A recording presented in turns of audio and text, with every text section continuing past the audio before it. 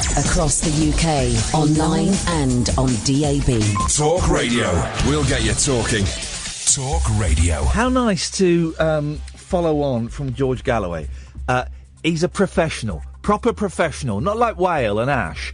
I've got plenty of time before the top of the hour to do my talk up and tell you exactly what's coming on. Oh, no, I've run it up, ballsed it up, haven't I? Late night, Iain Lee on Talk Radio. We have ways of making you talk.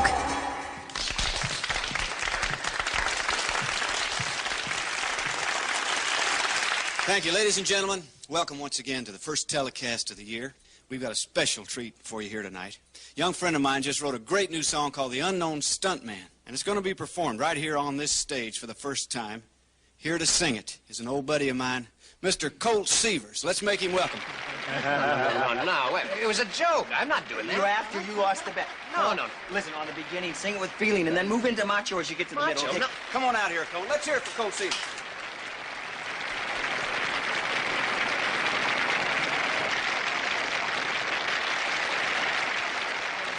I didn't call Terry. This is on in L.A. Well, I'm not the kind to kiss and tell, but I've been seen with Farrah. I've never been with anything less than a 9. So fine. I've been on fire with Sally Field, gone fast with a girl named Bo.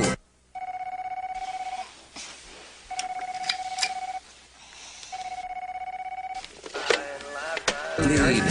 I'd take my chances. I'd die for living in the movies and TV. But the hardest thing I ever do is watch my leading ladies kiss some other guy while I'm bandaging my knee. I might fall from a tall building, I might roll a brand new car. 'Cause I'm the unknown stuntman that made Redford such a star.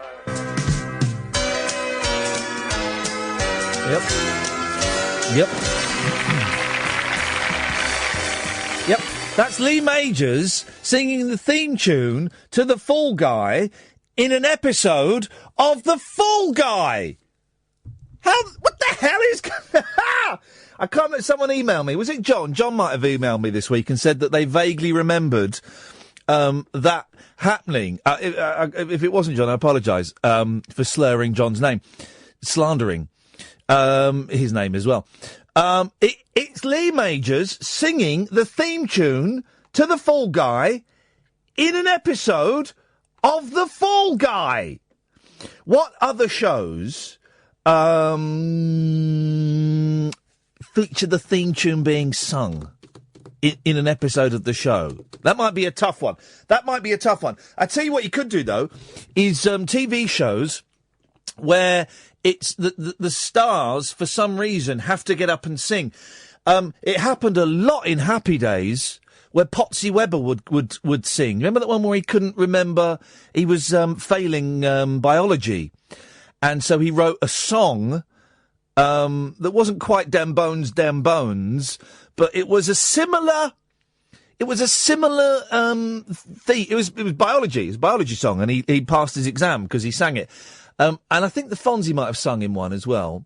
0344 499 1000, by the way, if you want to join in this fun game. And then when David Soul was trying to start... Well, David Soul, I think, was a singer before he was an actor. David Soul was the Masked Singer. Do you remember we talked about this before? He wanted...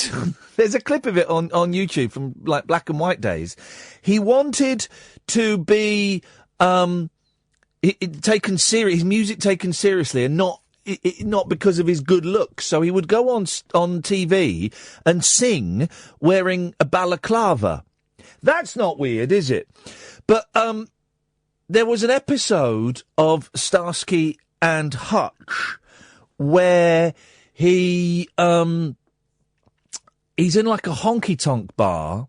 It was that was in a honky-tonk bar. The Fall Guy was in a honky-tonk bar. I've been to a honky-tonk bar in Japan. I was in a honky-tonk bar in Japan, just because it was like, well, this looks like a fun thing to do. And we got a cab, my wife and I got a cab, it was just outside Kyoto.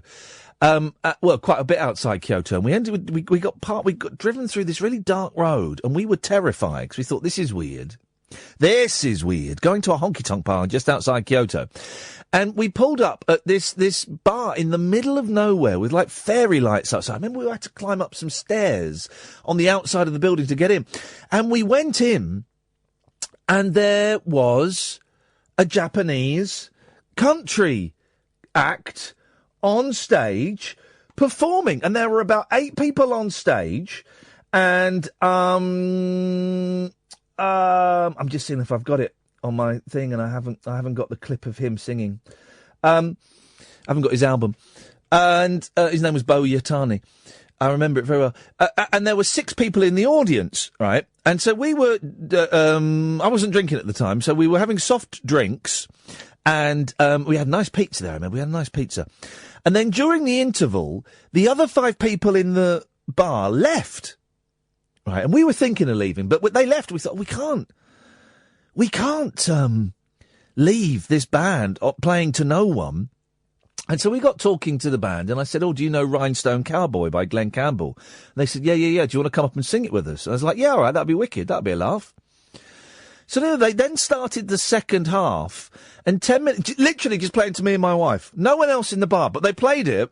Fair play to them. They played it like they were playing a full concert.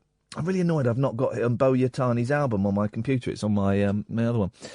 And 10 minutes into it, he stopped.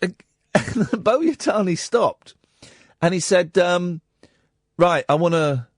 He said in really bad English, because he's Japanese, I want to slow things down a bit now. We've got special guest in the audience. I'm thinking, what? And he pointed at me, and he said, would you like to come and sing with us? I said, yeah, I'd love to. But he's doing it as though there are 100 people there. He said, do you know Rhinestone Cowboy? During the break, I went, yeah. He went, great, come up on stage. I haven't got Bo Yatani's album with me. I bought the album. Of course I bought the album. Absolutely brilliant. But I've got the clip of me singing, because it's on YouTube. If you type in Iain Lee, Rhinestone Cowboy, you get this. 1, 2, 3, 4, 5, 6 members of the band, and me now, just singing to my wife. I'm walking these streets so long. Oh. Singing the same old song. It was a little bit low for me, and it's not karaoke. I'm having to remember the words. And I'm stone cold sober. 0344 499 1000, by the way. Hustle's the name of the game. It's not in my key. Nice guys get washed away like the snow and the rain. But I'm giving it. I am giving it. It's only had 351 views, and it's been up for over a year. What's that all about?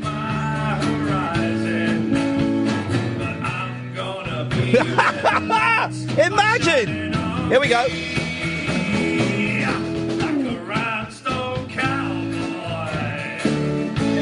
The weirdest night of my life. And a stone cold sober. The weirdest night of my life. Bo Yatani, what a gentleman. If you ever go to Kyoto, I can't remember the name of the bar, but there can't be that many honky-tonk bars. I think it's called the honky-tonk bar, actually. I think it's called the honky-tonk bar. Anyway. All of that leads us back to the fact that David Soul gets up in an episode of Starsky and Hutch in a honky-tonk bar and sings. So, where does that leave us as the show, the final show of the weekend, guys? Don't forget, after the show tonight, Talk Radio closes down until Paul Ross at 6 o'clock on Monday. Then it shuts again at 10 o'clock in the morning and opens again for John Holmes at 1. So, this is...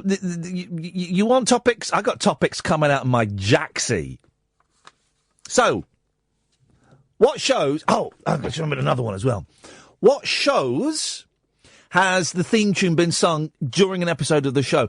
I don't think... The Monkees did it, but they did it in a very self-knowing way. They took the mickey out of it. So that doesn't count. Have you ever got up on stage and performed and regretted it? And also, films. This is another one I like. Right, I like this. I get a straight 0344 499 1000. Jonathan, Keith, Andy, I'll come to you in a bit. It's been very bloke heavy this week. We've had some women, but it's been very bloke heavy this week. It goes through phases, the show, where we'll get lots of women, then we won't get any. Famine or feast. So, you know, I can't do anything about it. I'm sending out pheromones as we speak. Oh, by the way, you can watch the show on Facebook tonight, but on my page, facebook.com/Iain Lee. You should be able to watch it. We're just kicking around some ideas. We're just trying some stuff out. It might work, might not work. We're just trying some different stuff, guys. We're just feeling loose and free. We're just playing around, aren't we, Ed? Yeah. Ed, come and look in the camera. Come on. It's Ed. Hi. Get out of the studio. I'm all right. I didn't say talk to them. Oh. 0344 499 1000. Here's the thing. This is another question. Do you want topics? I got topics.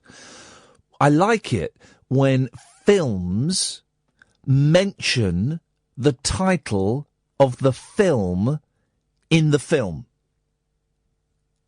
Can you think of any? Obviously, in the Police Academy movies, they're always talking about being at the Police Academy, so that's fine. Rocky, they say Rocky. Oh. 0344 499 1000. Ed's put his headphones on. He wants to contribute to the show. Harry Potter, but that's because that's just the main character. Well, no, do they say Harry Potter and the Deadly Hallows? Ah, yeah, good point. Turn your mic off. Only turn your microphone on when you've got something that to contribute to the show that is not as whimsical and nonsensical as that. 03. So that's a busy start to the show, guys. That's a really busy start to the show. We've got country music. We've got getting up on stage. We've got theme songs for TV shows sang in the TV show. And we've got films that mention the title of the films. Or also, we're still carrying on the great dead rock star and dead movie star giveaway. If you look on the Facebook page, you'll see the ones that weren't yesterday. By the way, if you phone up and ask for one that's already been claimed, there'll be trouble. We're still giving that away. So if you missed out on it yesterday, or maybe you're thinking last night, ooh, really want to. Tonight's the night, if you play your cards right. 0344 499 1000. This is Talk Radio. Late night, Iain Lee on Talk Radio. We have ways of making you talk. 0344 499 1000. Keith was on the line. Keith has disappeared. He bottled it. I think that's fair to say. He is the bottler of the day. Let's go to Andy instead. Good evening, Andy. Evening, Iain. How are you, my friend? Hip, hip, hip, Andy. Hip, hip, hip, hip, hip, hip. I'm ringing up for dead rock star, dead movie star. Beautiful. Right, hang on a minute. Let me turn over the piece of paper. We start on the other side. Yes, go on. Who do you want? Right, dead movie star, River Phoenix. Ooh, controversial. I don't think... Oh, no. He is dead. I have seen a River Phoenix film. Isn't he in Stand By Me? He is, yes, indeed. Yeah. Now, see, I'll tell you, I know my wife's listening in the other room, I'll tell you an embarrassing story about River Phoenix. Well, it's not embarrassing, it's embarrassing for her. He was her sort of like teenage idol type thing, and she even had a little kind of, what's the word, like temple type thing for him in her wardrobe. She had a temple type thing? Oh, what's the word? For River Phoenix? Oh, yeah, she absolutely adored him. Shrine. Yeah, I mean, it was before she met me, and obviously I straightened her out. Yeah, of course. Good for you, Andy. Well done. A few strong words soon got her off the River Phoenix track, yes. I can hear her now. She's calling me a swine from the other room. Well, she's insane, Andy. Well, you've saved her from a lonely life, living alone, mourning a dead, druggy actor, and owning 15 cats. You've turned her life around, Andy. Well done. Well, I keep telling her this, but she doesn't seem to believe me. No, of course she doesn't.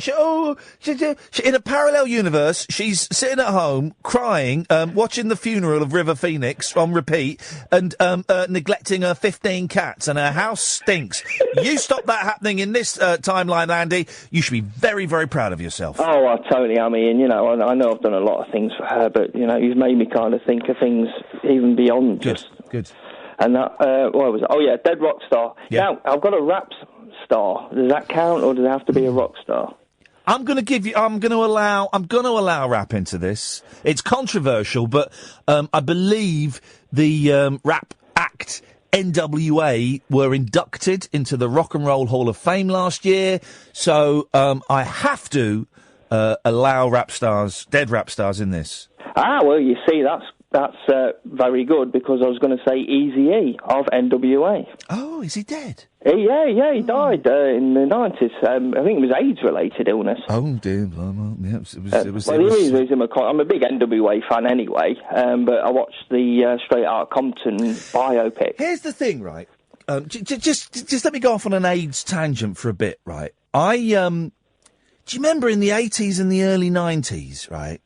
AIDS was going to kill everybody, and it was genuinely terrifying. Do you remember the oh my God, that advert, Ian, with the tombstone? Yeah, the tombstone coming out. AIDS, it will kill you. And that must have been 83, 84. I'm pretty sure it was. Yeah. So it wasn't any later than 84, because I was in middle school when we were talking about it. I reckon it must have been 83, maybe even 82, and we were like 9 and 10, and I remember being terrified, and it was everyone's going to die. We don't know what causes this or how this happened. Everyone is going to die. Now, luckily, thank God, people still die of it, but luckily, thank God, the treatment for HIV-related conditions has come on leaps and bounds. And while people have to take, I believe, quite big cocktails of drugs, life, I don't think you're necessarily as likely to die as, well, you're certainly not as likely to die as you were back in the 80s. But it was terrifying, wasn't it? Really? Oh, God, it was just, it was, but I think, wasn't there like a correlation with a decline in VD diseases and that type of thing? And I think that had an awful lot to do with it. Well, it was weird as well, because it was probably, now I don't think I saw the demonstration on TV at the time. I remember it, but I think maybe because I've seen it since. The demonstration when they put a condom on, well, was it on a banana? Or was it was a banana, yeah. And that was probably, I'd imagine, the first time that on British television there'd been a display of how to use a condom, or as we called them then, rubber johnnies. Yeah, johnnies, yeah. Let's call them rubbers, rubber johnnies. And of course it was funny, because everyone's going, oh, rubber johnnies on TV, but it's partly because of that, we don't really say rubber johnnies, we say condoms, and there's no, I don't think anybody, except maybe a timid, young man buying it for the first time, I don't think anybody feels. Do people still feel embarrassed going and buy johnnies in boots? I kind of hope not, really. I mean, it's real. I mean, the first time that I was kind of sexually aware and sexually active, it was a big thing. It's my current wife at the time, and she's my girlfriend then. Yeah. It was. I was sort of all excited. Yeah, I'm going to lose my virginity. I'm going to have sex and all that sort of thing. Excited and kind of get to it. But because of like the AIDS advert and the whole sort of push thing, it's like, oh, we haven't got any condoms. Oh.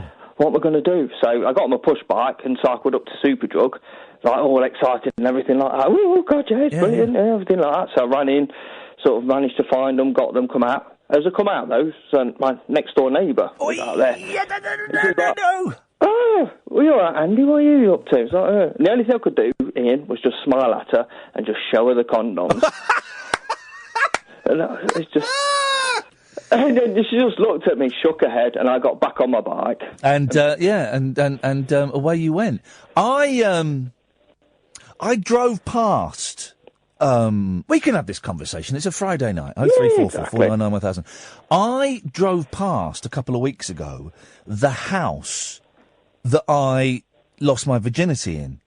Oh, okay. And we were. It was kind of very lucky. It was my girlfriend's sister had gone away for the weekend, so we had the house. So and I drove past it, and I must admit, A wry smile broke out on my lips as I remembered it must have been 4-5 seconds of intense pleasure I felt. And then thought, I can't believe it. I can't believe it. I've just had sex for the first time. I'm a man. I'm a man now. And I mean, oh, dearie me. Funny what the things we do as kids. That AIDS advert was terrifying, but ultimately, you know, it did, because it was still, people would still snigger about Johnnies and sex and the French why are they called French letters? I have no idea. I think that was a bit before our time. I think that maybe I bet that was a war thing. Yeah, I can imagine. But you had to go to the barbers, didn't you, to get them? Something for the weekend, sir. That's it, something for the weekend. Yeah. Oh, Kath knows. Kath, go on, Ed's mic. Go on, Ed's mic. Oh, Kath knows. I thought she might. Hang on. Come on. French. Yes. Because they were the old enemy, Yeah. was always used for, like, dirty, mucky things. Yeah. So, excuse my French swearing. Right. French letters. Have you just made that up? No, it's true. Well, no. Have you just... How do you know that? All right, hang on. Qualifications? Degree in French and Spanish. Right. And a lot of shagging. I don't understand how having a degree in French means that you know why we call condoms French letters. Because the French used to... If they are... Turn her microphone off, Ed. She's embarrassing herself. It's true. Turn the microphone off. It's true. Turn it off. Well, don't come to my dictionary corner again. Right, thank you. Andy, thank you for that. No worries, mate. You've got Easy E and you've got River Phoenix. Thank you very much indeed. 0344 499 1000 is the telephone number. Condoms, people singing the theme tune in TV shows, films that mention the title of films in the films, honky tonks. You know, have you got the idea of the show now? Do you have the idea of the show, dear listener, dear viewer on the Facebook? Do you have the idea? In French, it's an English hat. Of course it is.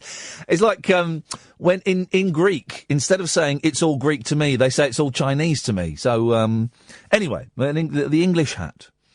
0344 499 1000. Ken. Good evening, Ian. Good evening, Ken. Now, I've got a very important issue to discuss here. I don't know if I've enough time. Is it going to be a break in a little minute? Be a break when I feel like doing a break. Yeah, that's what I'm saying. But I'd like to discuss with you the vicious hatred expressed toward Tony Blair in this country. It is a disgrace, in my opinion. Every day, almost, we hear vicious attacks against Mr. Blair. And he has been blamed for the present trouble in Syria today and in Iraq. He is not to blame for that.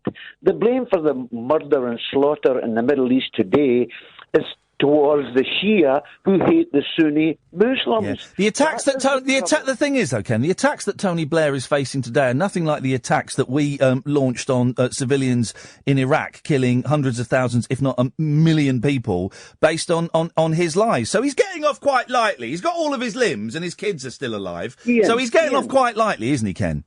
Ian, the problem regarding them, Saddam Hussein was slaughtering thousands of people. No, I know that. But Tony Blair, Tony Blair lied to us, and we went. He didn't. Yes, I don't believe he did. Well, he did, mate. He did. He told lies, weapons of mass destruction. Do you not remember, Ken? I listened to it very carefully. He was misled by information. I believe he honestly thought there was weapons of mass destruction. No, he didn't. Why wouldn't they let Hans Blick, the only person I trusted in that entire scenario, why wouldn't they let Hans Blick carry on his having a look? Hans Blick said there's no weapons of mass destruction. Listen, Ian, the whole country, the whole government almost supported Tony Blair. If you love Tony Blair so much, why don't you go and marry him? I don't love Tony Blair. I'm standing up for a man who's been attacked viciously by... He's a multi-millionaire who's responsible for the death of hundreds of thousands of children. So... Nonsense. Well, no, it's not nonsense. He told Bush he was in before the weapons thing even happened. Do you know what the problem is that happened there, Ian? He told Bush to address that. He told Bush that he was up for it before anything. He said, I'm there. I'm in with you, George. Let's do it. Listen, it was a good thing to get rid of Saddam Hussein. Yeah, but it was illegal. But Ken, it was illegal. It was illegal. We're not allowed.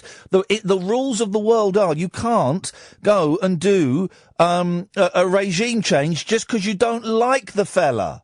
Iain, when the Saddam Hussein was removed, he was the strong man stopping the war between the Shia and the Sunni. When he was removed, now they've let the genie out of the bottle, and the hatred between the Sunni and Shia is the cause of the wars right now. But I'm not arguing, Mr. Blair. I didn't. But Ken, you're arguing a point that I'm not arguing. I didn't say that was I don't know if that's the fault of Tony Blair or not. I've not given it that much consideration because, to be honest, that's what's been said today. No, but Ken, Tony Blair for the war. It's not Tony Blair. Ken, why don't you phone up those radio shows that are saying that and have a go at those hosts? Oh, because you've been banned from most of them.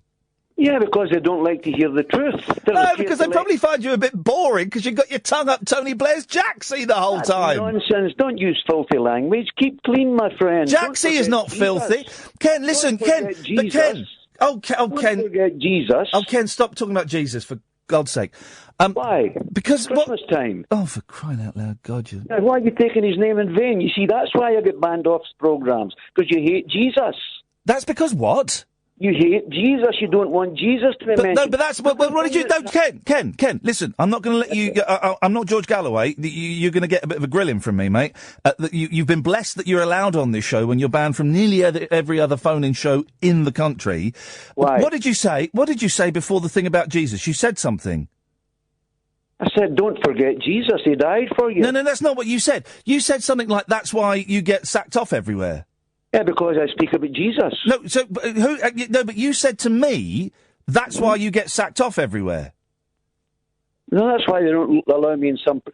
For example, LBC, they don't allow me on there. I don't care about... Ken, I don't care about LBC. Well, that's why they don't let me speak. They don't want to hear about Jesus. Well, James O'Brien did a whole tedious hour about Jesus yesterday. Do you believe That's in not Jesus? the reason. That's not the reason they won't let you on. Why do you hate Jesus? That's not the reason they won't let you on, Ken. Why do you hate Jesus? So why are you making assumptions about me when you know... Why are you making assumptions about me, Ken, when you know nothing about me? I heard your language, your disgusting language before I come on. I said Jacksy. I heard your disgusting language. Right, well, you chose to come on. I come on here to try and defend a man who's been viciously attacked. Not on this show, he hasn't, no, Ken. Why don't you... The problem is, right, you've been banned from every other phone-in show in the country, and so you're looking for any outlet you can to go on and argue about every other phone-in show. It's not my problem. I wasn't slagging off Tony Blair. I never said you were. But then why are you telling me about it? I come on to tell you that I ask you a and then you make assumptions about me saying I hate Jesus. How dare you, Ken? Ken, how dare you? How dare you make assumptions about me? That's such an unchristian attitude to have. You're a hypocrite. I asked you a question. Why do you hate Jesus? You've made an arrogant, foolish assumption about me, Ken, which implies that you are superior to me when you are not. When you are not. You have made a smug, arrogant assumption about me when you haven't got a clue about me, Ken. How dare you? That's the most unchristian thing I've heard today. Do you love Jesus? Why do you keep asking me questions about Jesus? You've made your mind up. Well, because you don't love Jesus. You've made your mind up. There you go with your assumptions again. You don't know anything about me, Kenneth. I do know something about you. What do you know about me? Sensed by your language, you have no respect for God. What do you... Tell me where... Why are we having this conversation? I'm trying to help We've got LBC's rejects calling in. Jesus. I'm trying to help you, Iain. Ken, Jesus loves you, man. Ken, I don't... Honestly, trust me, buddy. I don't need your help. Listen, we all need help. Well, we did need help, but I don't need your help. And in fact, We're all sinners. We're all sinners. Oh, God. Yeah, that's right. I'm a massive sinner. I don't... We're all guilty. Yeah, exactly, Ken. I don't need your help.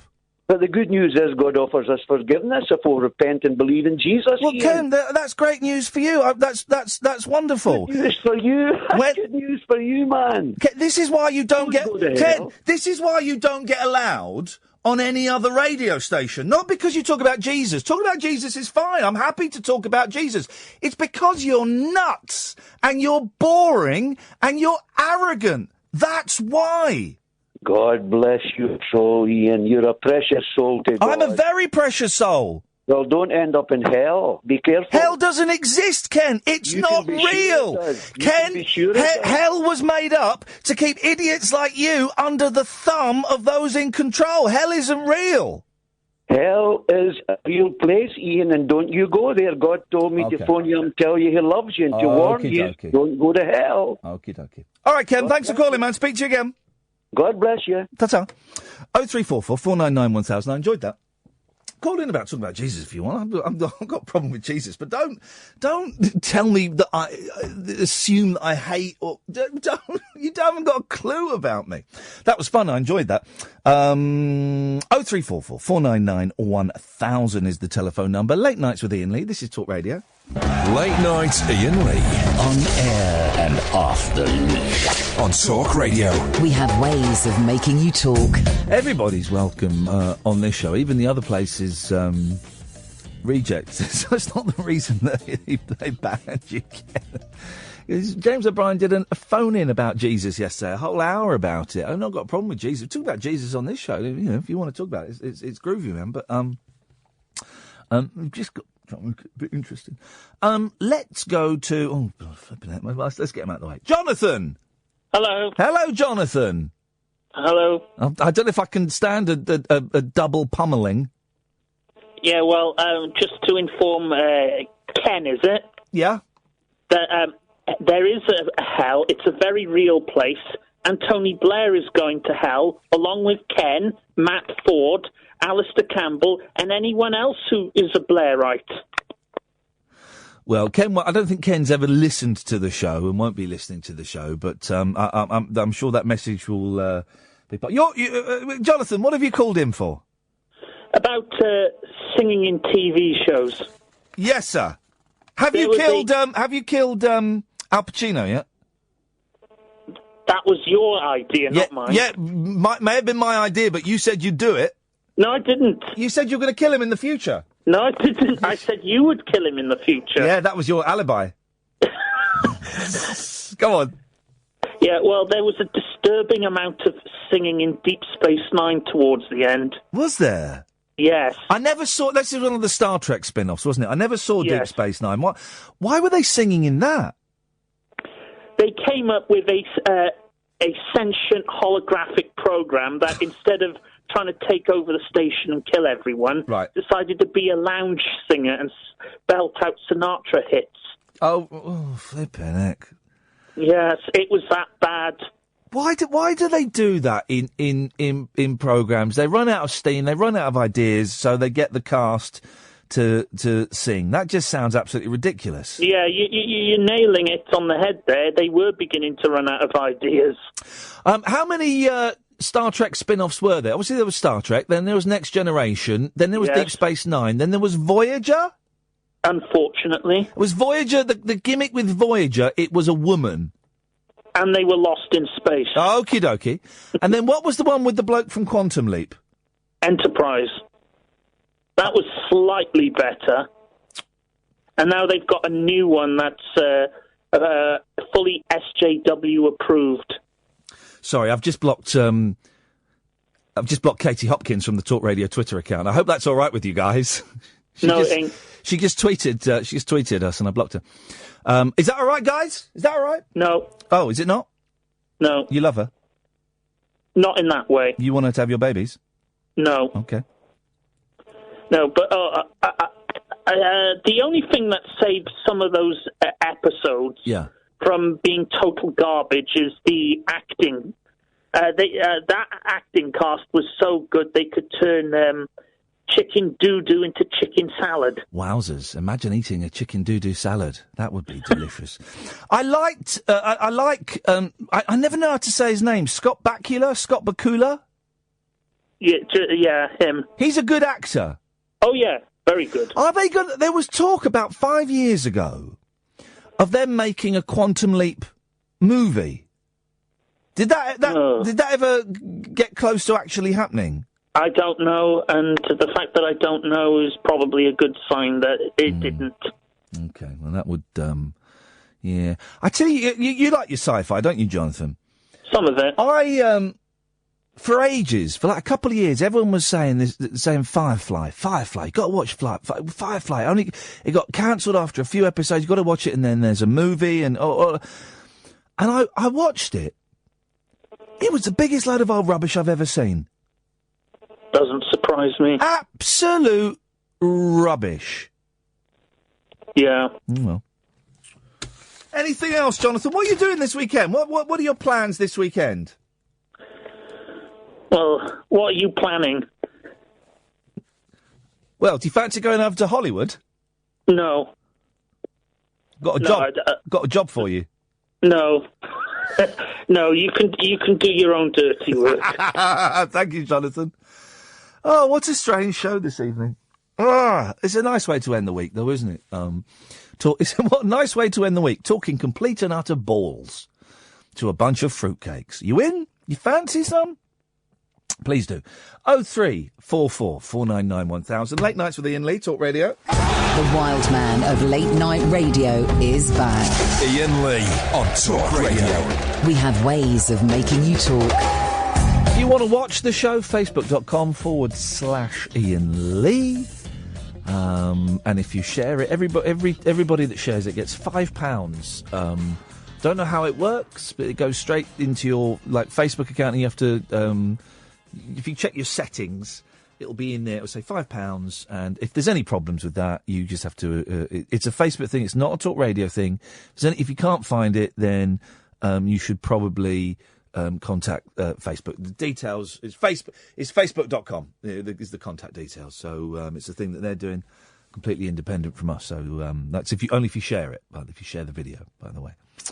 Right, 0344 499 1000. Oh, where? I haven't got the papers. Where are the papers? Did you bring the papers in, Catherine? Bring the papers in and come and sit down. I'm going to blow your mind with something. Jay, Tony, stay there. I'll come to you in a bit. Busy night on the... hang on a second. Hello, line one. Oh, hello. Yes, yes? Are you straight to air? Well, yeah, I am at the moment. What do you want? Well, I was going to talk about what I could do with the rest of my time off work. Because I need some ideas. Well, no, I was thinking of writing a novel. Oh, dear. But I don't have any good ideas. Should I just do things from my life but change the names to protect the innocent? Your life... This is Gatford, isn't it? Yeah. Yeah. Your life, I imagine, has been... If it's anything like your phone calls to my show over the past 10 years, your life is probably quite dull and tedious. Is that correct? But if... Yeah. Yeah, but if I spice it up a little bit... add a bit of creative input. Right, I'm going to spice your life up. We're going to play a little game here. We're going to play a little game. Cheeky little game. You want to play a game? You want to play a game? I want to play a game. I want to play a game. I wish I could watch the first Saw movie, but have my mind erased so I don't know what the twist is. I've never seen it. Oh, it's great. The first two are brilliant. Have you seen it, Gafford? I've got a bad memory, so I can't remember. Oh, the first Saw. The first two are good. Second one's good. First one is an actual masterpiece of the genre. Absolutely brilliant and beautifully acted. It's horrific. There's a great twist. Everybody's happy. Wonderful. Right. Well, apart from those that die in it, obviously. Una Stubbs is mentioned in the newspaper today. Don't even know what the story is about. It's boring. Right. Okay. Let's play How Old is Una Stubbs? Let's start with you, Gatford. Well, okay. When she was on the programme where you had to draw things in the 80s. Yeah, this isn't just a number. Yeah, this isn't that programme. Okay. You know, what's that programme with Jeremy Vine? Some time. Shut up. What's that programme with Jeremy Vine? Eggheads, right? And they're obviously told on Eggheads. Oh, yeah. Don't just answer it. Show your workings out. Because they all do Well, on that Give Us a Clue programme, she was probably in her 30s. So, we're not on Eggheads. Give me an... 71. OK, let's bring Tony into the conversation. Tony? Hello. We're playing we're playing Unistubbs poker. I think she's 78. OK. Oh. Catherine? No, I'm going to split the difference. 74. Oh, well, she's 79. What? But that blew my mind that Unistubbs is 79 years. Oh, that's incredible! Wow, 79. But come on, when was Wurzel Gummidge? That was like 70s, and she was. I know Unistubbs' nephew, Tom Stubbs. Good for you. Thank you. Put that in your book, Gatford. Be more interested in any of the stories that you've ever had happen to you. So Unistubbs is 79 years old. Unbelievable, isn't it? Can I point something out to you, Ian? Yeah, go on, Tony. The amazing thing is, she has probably been in, throughout the decade, really cult, I don't know if that's the right word, cult programmes in probably quite a few decades, from the 70s. What? You go through. Well, she was in Wurzel Gummidge. Right, let's write down. I tell you what we're going to do. Forget everything else. Everything is cancelled. We're doing. Right. Let me write at the top of this page. I think. Hang on, Stubbs. We might be cursing her. CV. No. She's beyond the curse. All right, let's do her CV. You're saying what was that? Wurzel Gummidge. There was Wurzel Gummidge. I'm sorry. Let me put my lick in it on. What? Was she in Rent a Ghost? No. You're thinking of Sue Nichols. You're thinking of who played Al, the shopkeeper's wife, second wife, because his first wife was called Reenie and she died in a car crash. She's called something. She says silly. Good point. So don't be silly. Obviously, Giss a Clue. Mm-hmm. Giss a Clue. Can I do Sherlock? Huh? Sherlock. Yeah, she's in Sherlock. Sherlock. In Sickness and in Health. Sherlock. She was the daughter, wasn't she? She was in Cliff Richard. Films. Oh yeah. Okay, we'll just put down Summer Holiday. Cliff Richard. Was she in she was in Sickness in Health, so therefore was she in the other one? Oh, mate, they all just count as the same boring programme. I'm going to put down Doctor Who. Now, I don't remember her being in Doctor Who, but she probably was. I think she was. I was going to say that. So that's it, I think. Wurzel Gummidge. Giss a Clue. Wogan. She would have been on Wogan. That doesn't count. The interviews don't count. Why not? No. Sherlock, in Sickness and in Health, Cliff Richard and Doctor Who. And Wurzel. Did you say Wurzel? Sorry? Said Wurzel Did you first. say Wurzel? I said Wurzel. Oh, sorry. So, blimey, considering she's 79, so she's been acting for, 60 years, right, 65 years. She's only done 6 things. I bet she's been in Casualty. That is rubbish. That is what? The bill. She's only done 6 things. Lazy. Flipping heck. Lazy Stubbs. Lazy Stubbs. I know a story about Unistubbs. I know that story too. Okay. Don't tell it. No. Anyway, Gatford, I hope that's... What was your question again? It was about... Gone. Yes. Tony. Hello. Hello, Tony. I've got a variety of things. Okay. Sorry, I'm distracted. I was looking at you on my iPad and it didn't quite fit. I'm going to turn that off. Turn that off. That will confuse you. Okay. Okay. What the dead rock star game? Yes. I must have missed the rules, but I've got one. But I don't know if it'll work because I don't know if it fits with the rules. Okie dokie. Oh, hang on a second. My phone's gone. Yes, Tony, go on. Tony? Yeah, I was like, you said hold on. No, then I brought you back. Go on. What did you say? Okay, so my dead rock star Yes. is MCA. Who? From the Beastie Boys. Okay, yeah, I'll give you that, yeah. Well, cool. But the funny thing is, Yes. I rang in with him a few weeks ago for some alphabet we were doing. You did, yes. I said MCA for M, and he said, we'll put him on A. Yeah.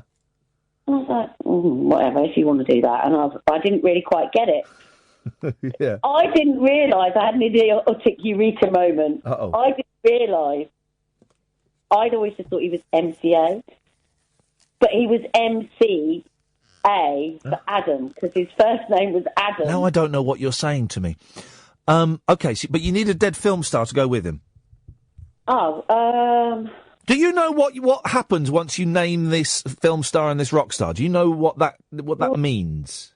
No, because I did say at the beginning I didn't know the rules. Right, sorry. okay, well, let me explain the rules. What this means, Tony, you're not just phoning up and saying the names of dead people. That would be too easy. That'd be too easy. Okay. You are taking on a lifelong commitment to own this dead rock star and this dead movie star. You own them. I'd like to own them. You own them. You can go into HMV or Our Price or any of the record stores, FOP, and if there are records that feature MCA on, you can just put them in your bag and walk out. When you choose the movie star, if Movies for Men 2, it's an actual channel, are showing a film featuring your dead film star in, you can phone them up and ask them to pause it so you can go to the toilet. Oh, right. Yeah. I like. So who's your dead film star going to be? My dead film star. Would you like a little bit of thinking time? Would that help? No, I've got it. Yeah. Cary Grant. Now, I don't think Cary Grant didn't go yesterday, did he? Let me just check over. I love him. Rock Hudson, Alec Guinness, Vivian Lee, Alan Rickman, Brandon Lee, Al Pacino. You got it. Cary Grant's yours. Yay! I'm Cary. I'm Cary.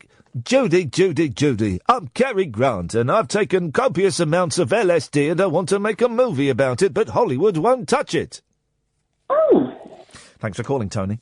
Let's go to Jay. Yeah, Lawrence, call again. We can't get through to you, but Jay, we got through to you, and now you're live on Talk Radio. Hello, Ian. How's it going? I'm all right, thank you, Jay. What you got for us, boss? Good. Well, not much really. I've just been. I've not heard anything for a while, so I just thought I'd listen in. I heard you unloading on a innocent Scottish Christian with both barrels, which I thoroughly applaud. But what the hell, Jay? Where the hell are you? Are you in like a noise factory or something? I am on a train back from Manchester. We've had our Christmas do tonight. Christmas do on December the 2nd? Yeah. And it's finished now? Well, I'm sneaking off. I've got friends visiting early tomorrow morning, and I've done a double bluff and snuck out. It was getting to the stage where people were getting leery and saying things that were inappropriate in front of the CEO. Oh, Struth! It's our Christmas do next week, isn't it? What day? Oh, you're going to have so much fun. Is Murdoch going to be there? Wednesday.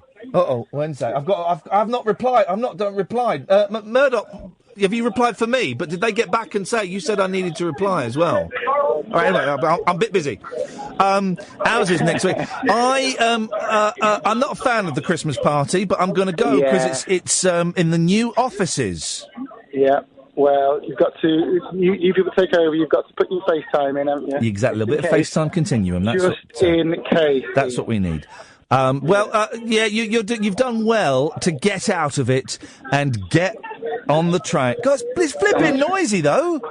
I know. Well, it is. Sorry, I apologise for that. I was walking through a very quiet station when I called, and I heard Kath singing "Jesus Don't Want Me for a Sunbeam" or something. Whatever she was singing. It's very nice. I'd apologise. It's lovely. Anyway, what have you got for us, Jay? Have you got anything? Have you heard from Irish Russell since he called in a while ago? He called in once since then, and I did offer to email his boss, but he did not take me up on that offer.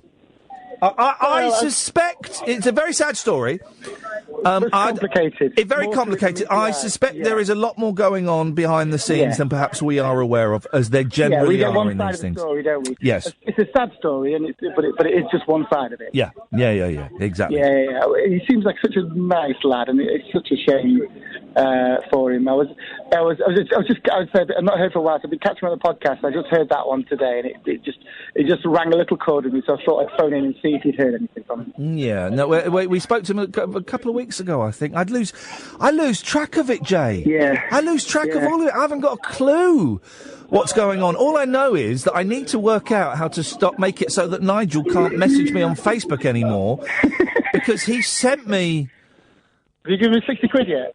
No, not yet. I got to find a checkbook. He wants me to send him a check. I don't know where my checkbook is. The interest is compound and accruing, okay? No, he sent me a really inappropriate Facebook message a couple of days ago asking for medical advice. That's all I'm going to say. Jesus. Yeah.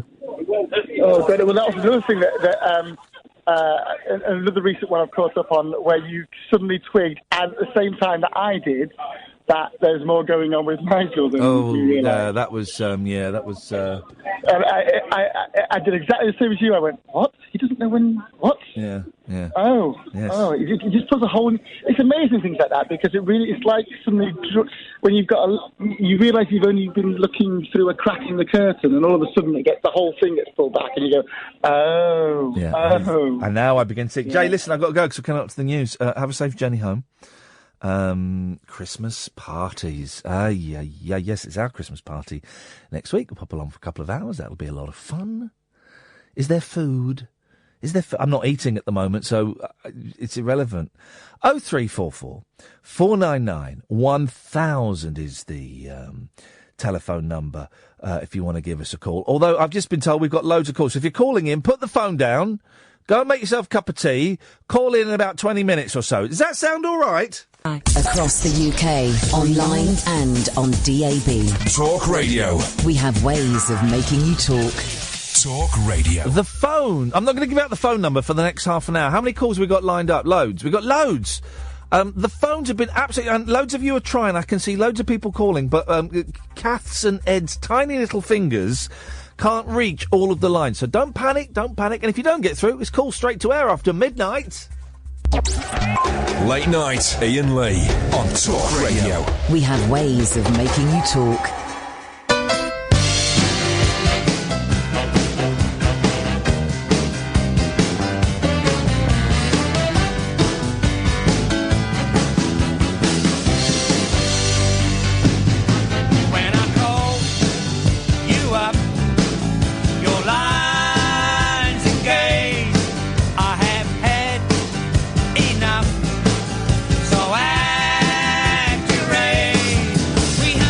We have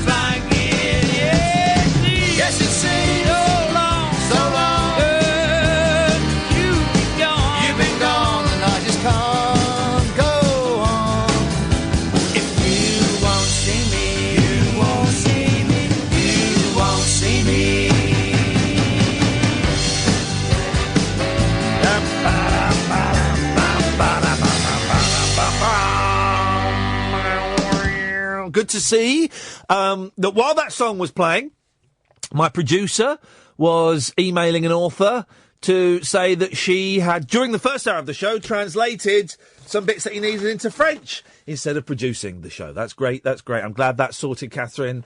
I don't know if you're working on any magazine articles or voiceovers for this hour. It'd be great.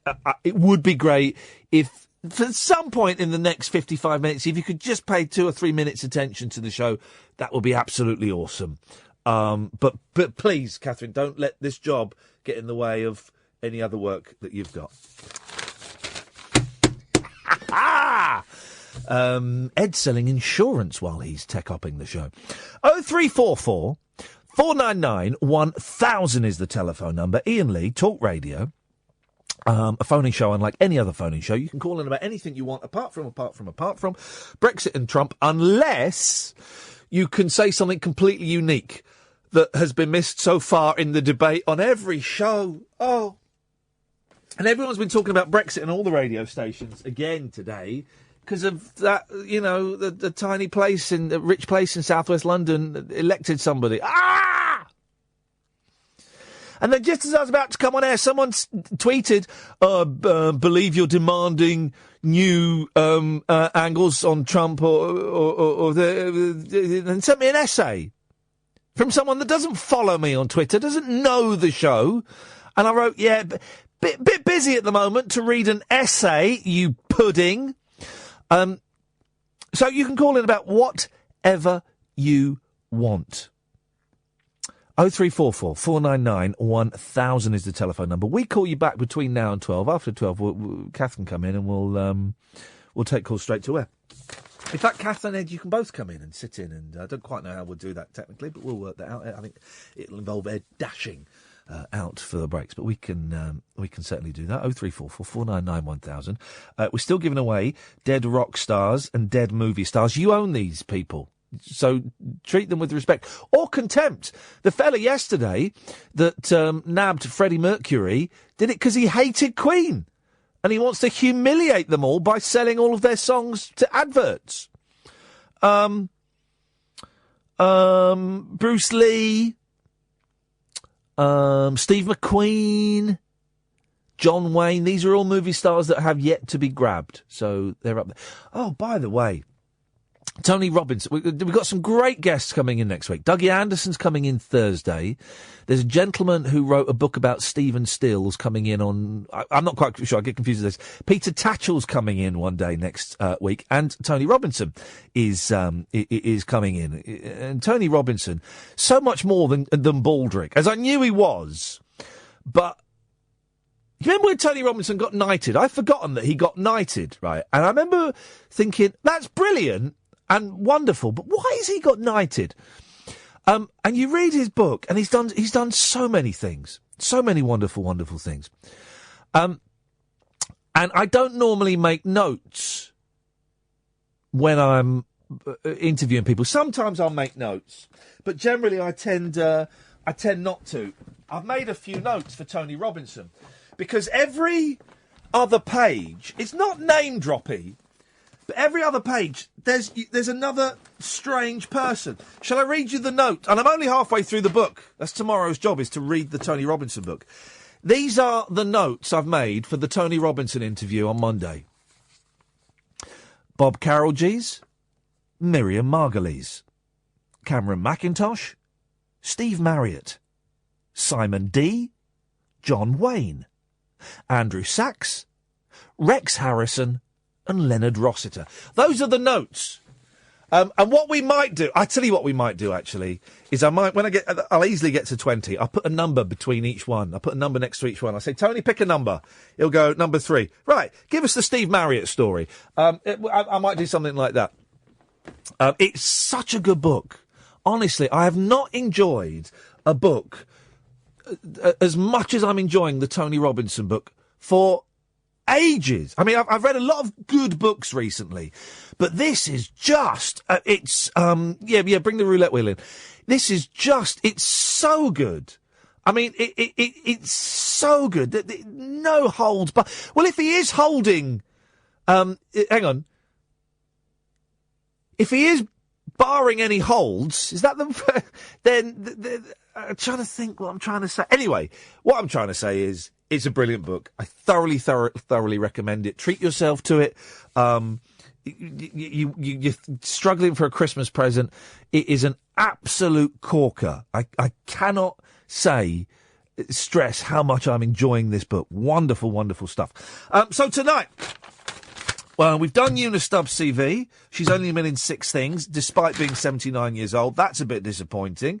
We're still giving away dead rock stars and dead movie stars. We are asking for TV programmes where they sing the theme of the TV programme in the TV programme. TV shows where someone gets up at a honky-tonk and sings. Of course, I was reminded on Twitter... Alvida's aim pet. Jimmy Nail gets up at something looking like, I vaguely remember it, a honky-tonk, and sings, and everyone thinks, because he's ugly, as he was in Alvida's aim pet, because he's ugly, he'll sound awful. Of course, he's got a very sweet voice. Crocodile shoes, crocodile shoe. Where is Jimmy Nail these days? Because he was huge. I was in a couple of episodes of Spender. Was in 2 episodes of Spender. I was up there the weekend that Freddie Mercury died, I remember. So that's my alibi, and I'm sticking to it. I was in a couple of episodes of Spender. I was a policeman driving a car, and I was a man pushing a trolley in an airport. But Jimmy Nail was everywhere, wasn't he? Everywhere. I remember I was hanging out with Jimmy Nail. I was in this thing, and I was 17 years old, I think, and my dad was working on it, which is how I got this part in it. My dad was kind of friendly with Jimmy Nail, because my dad was friendly with everyone. I remember going into Jimmy Nail's Winnebago while he was eating his lunch. And Jimmy Nail was telling me he was going away that weekend because he was off to see his mate. His mate was in a band. A bloke called George was in a band, and he was doing a rehearsal that weekend, and Jimmy was going to go and see him, and another mate of his, Eric, was playing. Of course, it was George Harrison and Eric Clapton, I found out later on. So where is Jimmy Nail? Dead rock stars, dead movie stars, movies that mention the... It's a lot of things. When there are some people that still work in radio, and I remember arguing with David Lloyd about this, who was a boss of mine. I think I won in the end. The credo in radio, I don't really know what credo means, but I'm saying it because I think it works, is one thought per link. One thought per link. And I used to get told off for doing what I've just done for the last 11 minutes and following my stream of consciousness. But I think you guys are intelligent enough and fast enough to keep up with this stuff, aren't you? Just tell me if you want me to slow down. Richard! Hey, it's going. Yeah, I'm all right, Richard. What you got for us, boss? I've got some more plans for Freddie Mercury's image. Yes? I was thinking, do you remember those singing fish thing that you used to have? The thing in what, sorry? Billy Bass. Singing fish? Oh, don't worry. Be happy. Just like one of those with Freddie Mercury that sings Queen songs and you press a button. Oh, is that what hang on a minute, is that what you're going to do? Yeah, that's one of the things, yeah. Oh, okay, right. There's someone on line had bastardised one of those Billy Bass singing things, so that it had, it was, you get these new things like Alexa and Cortana and all these things where you talk to them and they, oh, yeah. Alexa, tell me what I've got today. Well, they'd wired up Alexa to Billy Bass. So you'd say, and you can change the name of it. There's a way to change the name. So you go, Billy Bass, tell me what the weather's going to be like. And then Billy Bass moves his head and says, well, the weather today is going to... It was absolutely brilliant. I really didn't think I wanted one of those Alexa things, but now I do, as long as it's in a Billy Bass. This is the thing, right? I never wanted a Billy Bass. I never wanted an Alexa.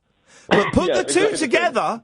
And that's another thing we'll do this hour. Things that on their own are rubbish, but when you put them together, makes them excellent. Anyway, that wasn't what I called about. No, go on, Richard. What you got? When I was on hold. I was wondering if you knew about flat earthers. Second. Sorry. I've got a text here from Michael. Well played, Michael. If you want to text 87222 25p plus normal. Well played, Michael. Where is Jimmy now? Well, according to an advert on your station, he was recently in the back of an Uber car. Well played, Michael. You're spot on there. Yes, of course you was. The Flat Earthers. Why are you bringing up the Flat Earthers? Because I joined the Facebook group and I kind of assumed that it was just a wind-up thing and people were, taking the mickey a bit. Which some of it does seem to be, but there's people on there who genuinely seem to believe it and get quite angry at people who believe that the Earth is round. We have had history with flat earthers on this show. You may have missed, we had a couple of shows where a couple of people phoned up to put forward the case for flat earthers, and we got a little bit obsessed with it. I think the flat earthers break down into three groups of people, right? There's those that that don't believe it, but like winding people up by pretending. That's what I thought they all were. Yeah. There are those that don't believe it, but they enjoy the sport of the argument. And it's a fun argument to have. I could have with you now a very strong argument. I could put forward a very strong argument as to why the Earth is flat. It's a really good intellectual exercise. The third group of people are those people that genuinely think the Earth is flat. It's a government conspiracy. All of the pictures of the world being round are fake. You can't see the curvature of the Earth. And the only people that know what are beyond the North and South Pole are the American government. Those people are real. Yeah, they've got a name for people who believe that the Earth is round as well. They call them globe heads or ball monkeys. Ball monkeys? Yeah, globe heads and ball monkeys. I like ball monkeys. That's a good one. There was one of the comments on there which is clearly someone on the one. They're brainwashing us in school to believe the Earth is flat so they can make a profit selling textbooks, globes, and rubber bouncy balls that look like planets. It's a really strange world. It's a really strange, strange flat world in their case. There are. If you go on Twitter as well, Richard, you will find absolutely loads of them and they will set you.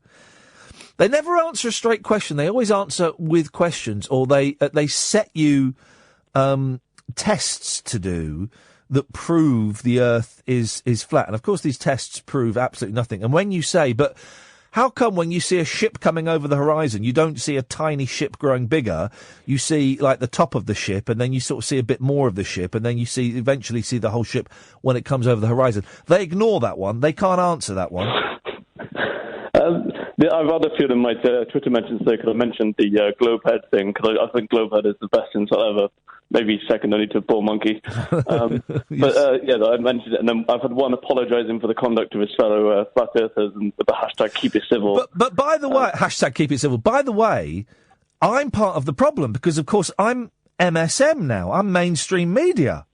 Oh yeah, I imagine NASA contacted you on your first day and work in the media and. It wasn't NASA. It wasn't NASA. It was. It wasn't NASA. It was NASA. It was my Zionist paymasters. It was the Jews that run the media, of course. Wait, careful now with the new owner. They called me in and it's but of course I would say the Earth is round because I'm part of the problem. I'm the smoke screen. They've probably taken you to Antarctica and shown you what's there. Richard, I'm going to have to kill you now. Right. Thank you very much. 034. No, I'm not giving out a number because we've got loads of calls. Michael and then Craig, and then we've got loads more lined up. Late Nights with Iain Lee on Talk Radio. Unmissable late night radio with the original king of unconventional conversation. Make contact with Iain Lee. Late Night Iain Lee on Talk Radio. We'll get you talking. If you want to watch the show, hello everybody, facebook.com/Iain Lee. 14,000 reach. That doesn't mean that 14,000 people have seen it. It just means lots of people have shared it. Thank you. Keep sharing it. I appreciate it. It's everything we can do to make the show more popular means that my job is more secure. And that's got to be a good thing. Michael! Hello, Iain. How are you? I'm fine, thank you, Michael. How are you? I'm not too bad. I've listened tonight, and you were talking earlier about Una Stubbs and stuff, and I actually met her in Patisserie Valerie in Old Convent Street, and she was so nice to me, because like I always was fascinated by her when I was a little kid. When I watched Wurzel Gummidge and stuff, I was the right shadow. And yeah, she was really lovely, really nice lady. But I bet she is one of those proper old theatre lovies. Yeah. I bet she's absolutely delightful. Yeah, you could tell because the guy that she was with, he was sort of really distinguished and really well groomed. He was a lot younger. He was probably about like 40, but like he seemed like quite sort of, you know, like a right thespian just by the way that he dressed, the way that he looked and everything. But she was really lovely because like I sort of like went over and I shouldn't really have interrupted, but I just wanted to say hello to her and say that, you know, it was really nice to meet her and stuff. I like only stopped for 2 seconds and she was lovely. 79 years old, Michael. How is that possible? Well, like, I mean, the thing is that people in this day and age are getting a lot, you know, they're living a lot older for lots of different reasons, whether it's, you know, different medical advances or, you know, it's just the way things are going and people are living longer and people are looking a lot younger. Like, obviously you could see that she hadn't had any work done because she'd aged gracefully. Yeah. But she looked amazing. Like, I remember, I'm old enough, Michael, and I don't know how old you are. Are you 38? You're good, yeah. Yeah. Are you? Yeah. There we go. You see, I know every time Kath is blown away by that trick. You may not remember it, but because of your accent, maybe you do. I remember being a kid, right, there would be old people around. We go and see my grandparents, and they'd be at the Derby and Joan Club, and there would be old people, right, really old, and they'd look old. But looking back, they were probably about 55, 56. I know, because the kids that I teach, they are shocked that I'm 38, and they go like, "Really? Yeah. You don't look 38," as though it's like some like age defeatist thing. Yeah. Do you know what I mean? But like, I think when you're that age, like, it's nice to have that level of innocence where you don't realise what age people really are, and you don't have that sort of concept because it's nothing that worries you because you're in your youth. And that's just, you know, you don't even think about it. My boys now, who'll be 7 and 5 in January, they're doing that thing that all children do, and all adults tell them not to do it, but it's impossible. They want to be older. They want to be older. They are wishing their life. I wish I was older. And I'm going, guys, you can't, you don't, honestly, trust me, being old is boring. Mortgages, bills, stuff like that. I wish I was older, then I could play computer games whenever I wanted. I know. But don't you think, like, I mean, obviously, because you've children, like, I'm surrounded by kids every day, and, like, the pressure that they're under, like, I've actually thought long and hard about, you know, the future for me personally, and I don't really agree with the way that education is going because, you know, I mean, I don't want to be too personal about my students, but like some of them come to me and they're so, you know, so stressed out, and teachers are like worried about, you know, their mental health, and, you know, you see it more and more now, and like you're saying, you know, people do tend to wish their lives away. We all are guilty of it. When I was a little kid, and growing up as a teenager, I used to like think, "Oh, wish I could get on this. Wish I could have my own job." Well, it was always looking up to the next thing. You want to be 16 because then you can do certain things, but then you want to be 18 because and then you want to be 21 because you can. You know, it's I wonder. Is it? Well, I think it's good that teachers are more aware now about the mental health and stresses of young people. Yeah. But my boys are a little bit too young, you know, for exams and tests and stuff. And I do remember being very, very stressed at school. I remember being really stressed by it. I didn't cope well with maths or science.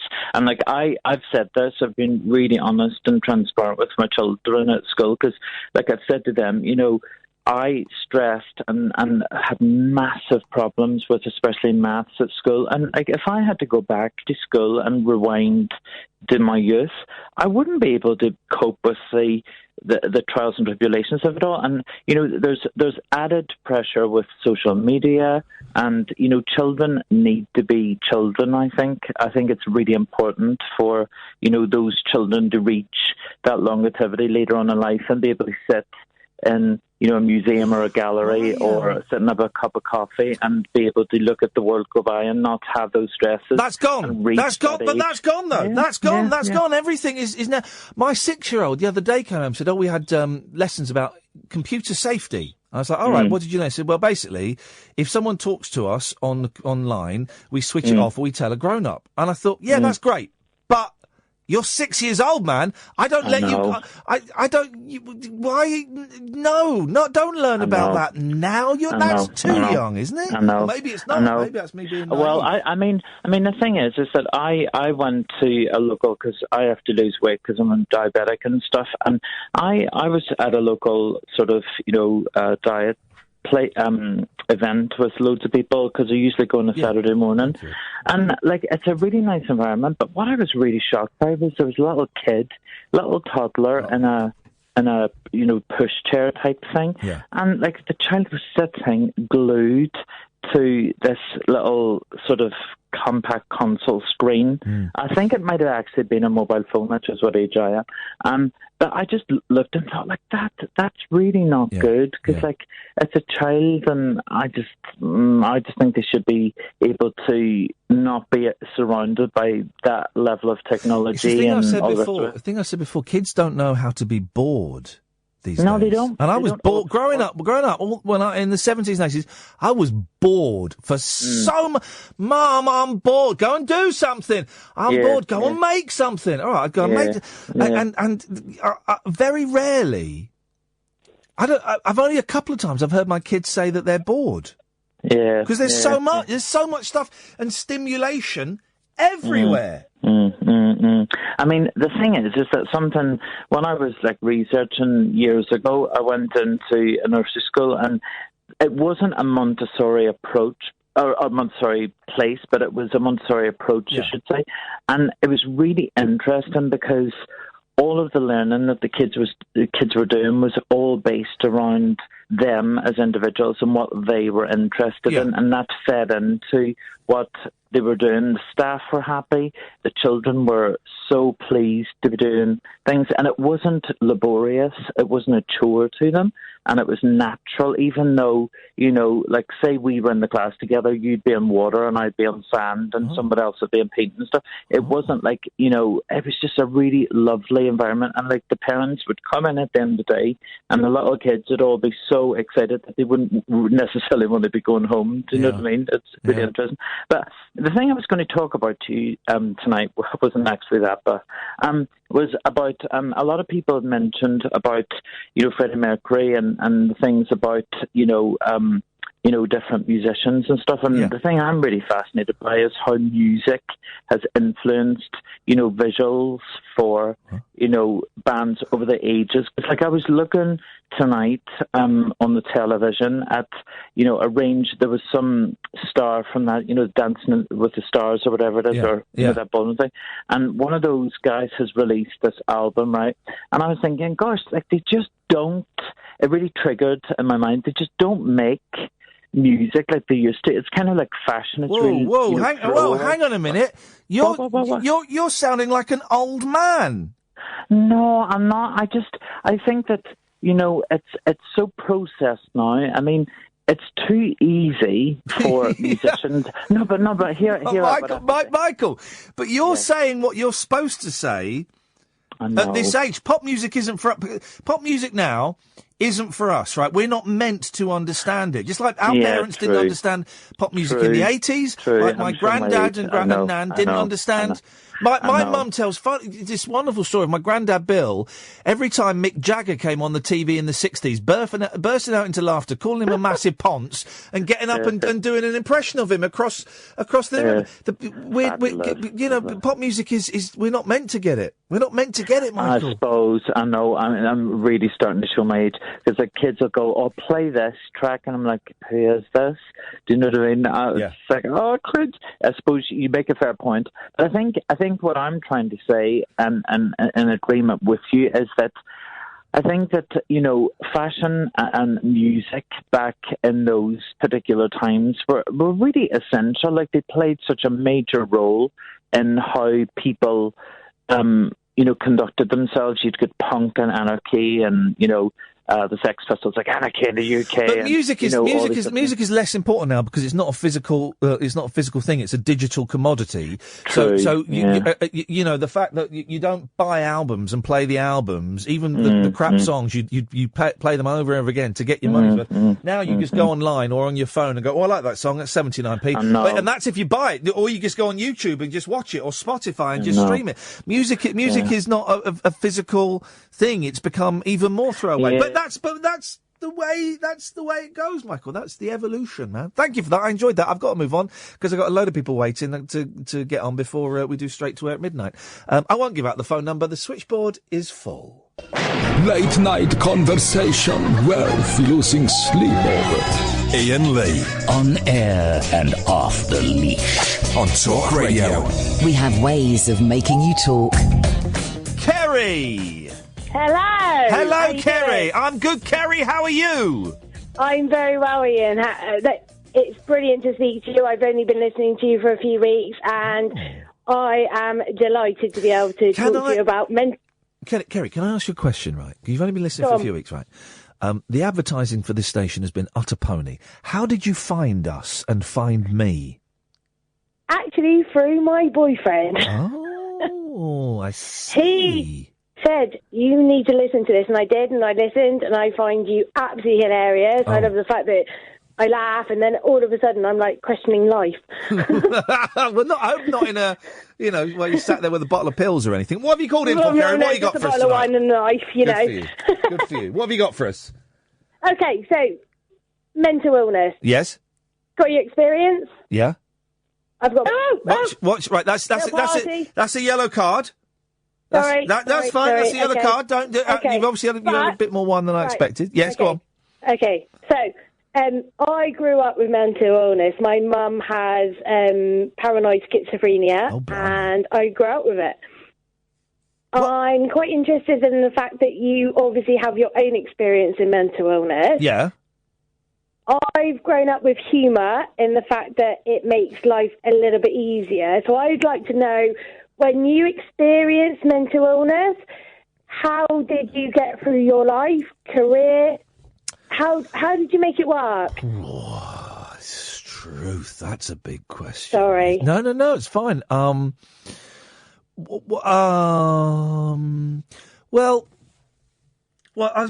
not dead, so I'm doing something right. Even though part of the time my head tells me that I will be better off dead.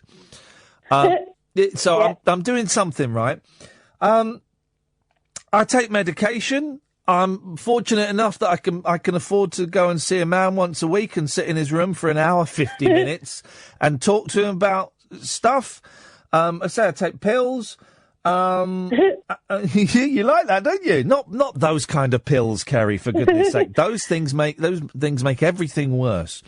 No proper prescription medication. Sometimes I lie in bed for days and want to die. I don't know how I make it work. You obviously, you have a humour as well, and the reason my mum and me get through mental health is that we find humour in it, and the fact that when she stops taking her tablets, it becomes a little bit of a comedy show and a little bit of a sketch show, and we get through it that way. So I'm interested to learn how people in the limelight, like you, actually put a stop to that, and crack on. Well, I'm lucky in that I if I want, I can work just 3 hours a day. I can rock up here at 9:30. You're living the dream, Ian, aren't you? Yeah, well, exactly. So there have been times when I've been too unwell to come in, and I've taken time off and stuff. But generally, recently, even though I've been feeling lousy, I've been able to come in and work for 3 hours. Now, the show may not have been particularly good, and I think maybe last week they were a little bit ropey. But there you go, and I'm kind of faking it to make it... You know what, mate? Yeah. That's it. I can't get out. Kerry, Sorry. that's your second yellow card. One more. All right, I'm low off. And it's a red card. Right. All right. I'm listening. No, one more. I know, sorry. Right, okay. Well, if you've only been listening the last couple of weeks, Kerry, you wait till I'm back up to speed again. You wait till I'm back up to speed again. You won't have heard anything like it. I couldn't do a proper job. I couldn't do a job where I've got to get the train at 7:30 in the morning and get in for 8:30 and then finish at 5:30, 6, get the train home. I couldn't do it. I honestly couldn't do it. I would end up killing myself or back on the drink and the drugs or whatever. I couldn't do it. Iain, are you supporting it? Do you have a charity of some kind of helping people with mental illness, getting into work and getting into jobs and doing something with what they have? Like what you're doing. It's incredible. It's great. But I'm different because it's not a proper job. You know, it's not a proper job. It's not a real job, and I'm aware of that, and I get paid very, very well for not really doing a lot, for sitting here and talking for 3 hours. You know, it's not. I don't know what your question was. I've confused you, haven't I? I'm talking about mental illness. I grew up with it. Yeah. I've learned with it, and my mum had severe mental illness, but also it enlightens me. My mum and me laugh about mental illness. We have to, because that's how we get through it. That's what we do. Yeah. But also, it inspires me. Since I've been listening to you, you talk about it. You can be really, really funny one moment, and then you can be talking about something really serious, and that's incredible. And you're doing something like that as a profession. You're earning money, you're supporting your family, you're doing something. There's got to be something out there for other people suffering from mental illness that can do something to support their families and do a job. Well, there are things like Calm and the Samaritans and Mind and... Huh? What? I like you. You laugh even when I don't say anything funny. It's true, though. I mean, oh my God, like, seriously, like, I've grown up with mental health. I know that that doesn't always work sometimes. No, I know. I can't fix it. You know, people... Well, you can't. It's not even like a terminal illness. You just have to get used to it and deal with it. Well, it can be terminal. Well, if you're unfortunate to take your own life, yeah. Yeah. Kerry, listen, it's nice to talk. I've got to move on because I'm coming up to a break and I missed all of my breaks this evening. Thank you very much indeed. 2 F-bombs. Don't do any more and we'll get on nice. We'll get on nicely. No, I'm not giving out the number because the switchboard is still full of people. Late Nights with Iain Lee on Talk Radio. Uncut, after-hours conversation for the up-all-night generation. Late Night Iain Lee on Talk Radio. We have ways of making you talk.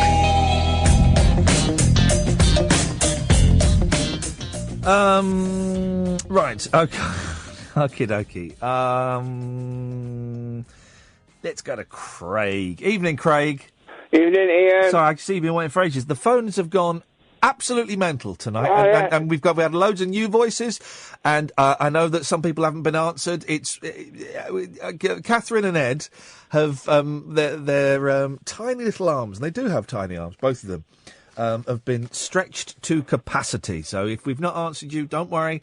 After midnight, calls straight to air. What you got for us, Craig? That chap you were about, the Quantum Leap guy, is it Scott?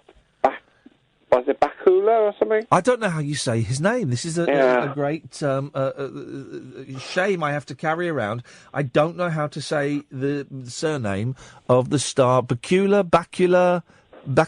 I don't know. I don't know how you say it. That's his fault for having a silly name. He should have changed it. I changed my name when I got into show business. No one could say or spell my name. Changed it. It was gone. There you go.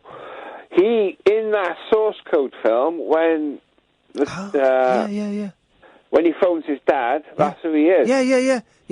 Is that meant to be a reference to Quantum Leap? I would imagine so. It's good, that film, Source Code, isn't it? But there we go. Film. We've kind of touched on this with Saw. Films you can only watch once. You can only watch Saw once, because once you've seen it, you know it. You can only watch any... I was going to say M. Night Shyamalan films, but actually Unbreakable is a really good film I can watch again and again and again. Source Code. You can only watch Source Code once. Yeah, unless you've got a bad memory like me. Well, I mean, come on. You know what the twist is, though. Well, we disagreed about the twist, didn't we? Did we? Yeah. Oh, yeah, you thought it became real, and I thought it didn't become real. Yeah. So, I don't... I like watching films, re-seeing I things tell you like why that. it didn't become real, right? Indulge me for a second, dear listener. If you've not seen Source Code, that means nothing. Because didn't they turn off his life support machine in real life? Yeah. Right. So, but, and I read this in a Murakami book. Right. So he's living in his head. He thinks he thinks he's living a physical existence, but he's in his head, right? And when they turn off the life support machine, that last burst of energy, of life in him, is infinite. It goes on. He can live his life. Because you know when you dream, right? You can dream a dream that feels like it's going on for hours. It's about 3 seconds. Yeah. Your dreams are about 3 seconds, right? And so when they switch off his life support machine, time is slowed down to such a point that it's almost infinite. Did that make any sense? I'm bored myself with that rubbish. Anyway. It's, Duncan Jones, obviously, you reminded me, produced it. Yeah, what was Duncan Jones' first real name?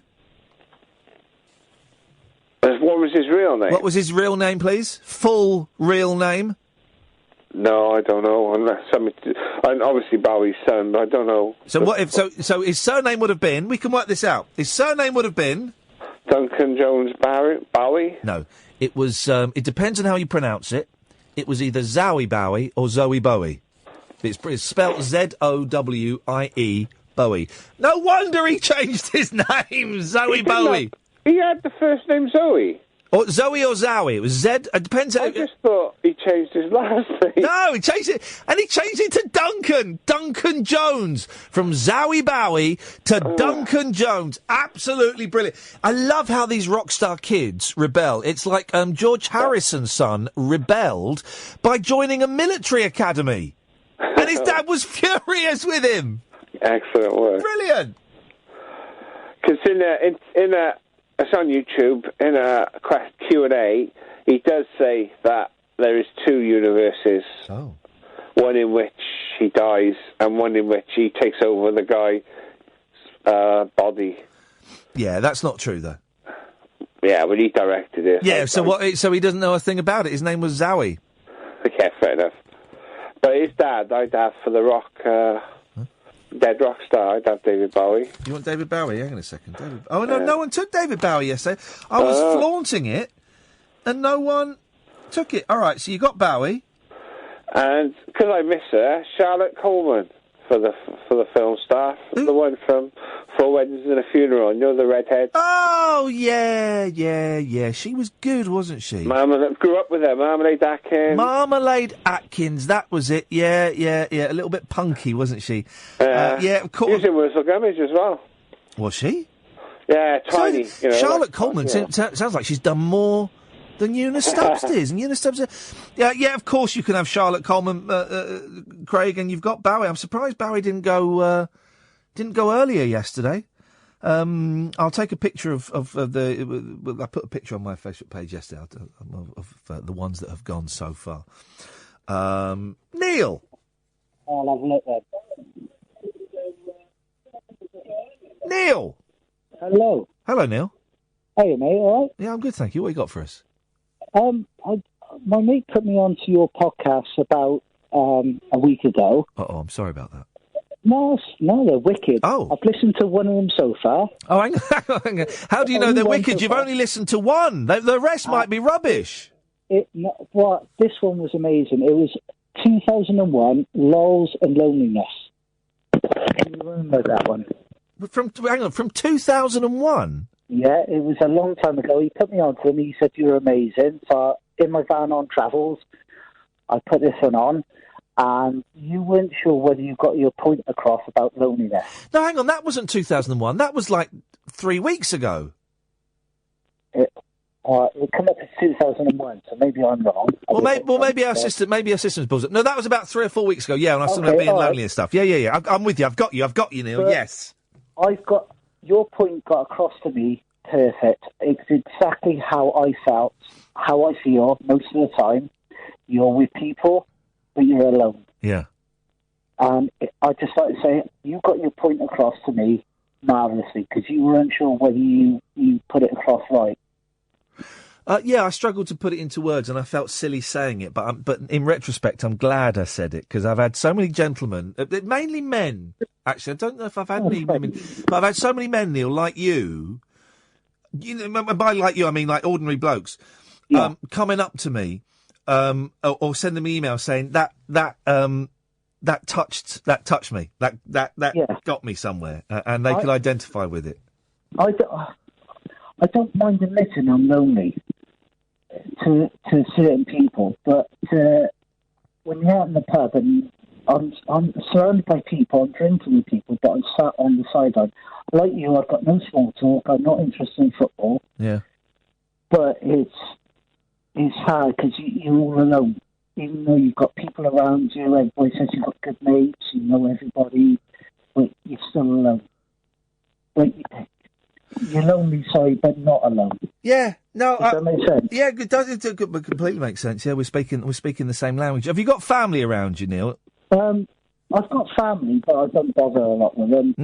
I've got kids with another partner.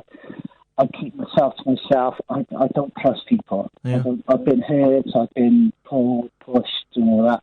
I've got one or two good mates. Like you said, you had a mate that you could call upon, and he put you up for a couple of nights. I'm down to yourself tonight, and it's amazing. It hit the spot of what I relate exactly what you said. I'm sorry that there's no answer. I've yet to find an answer or a solution or even a direction to face in and take a step forward. But it's just biting the bullet and cracking on with it. I think. Yeah, it's tough, isn't it? That is the only answer. Is confronting your fears and taking the rough with the smooth. I think. How do people do conversation, like chit-chat? How do people do chit-chat? I don't know. I struggle with it. Yeah. When I go out, I have a lot to drink. I'll have a couple of pints, and that is Dutch courage. Yeah. Once you've had Dutch courage, I'm pretty all right. But then, obviously, you overstep the mark, and I can't remember nothing. Well, that's it. That's the thing, and it's not. It's. I mean, I. This is what I used to drink and take drugs and stuff, and it would partly fill that hole, and it would make it easier to talk to people. Exactly the same, even now. Yeah, I haven't had a drink or drug for years because it was getting messy, and it wasn't actually solving any of the issues. You know, it was making even more barriers. And yet, my work-wise, I'm perfectly fine. I'm completely sober. Obviously, I do my job. I got to speak to people. I get on fine with them. Customer service, I'm pretty good at. Yet, friends or in the pub, I'm useless at. Again, I feel lonely. I'm locked in my room sometimes. But what you said touched everything I was feeling.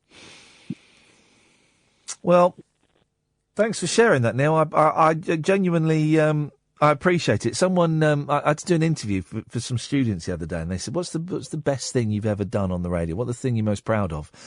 And it was this. I said about this conversation, not specifically with you, but the fact that several people had come up to me and said that they'd got the loneliness thing that I was trying to convey.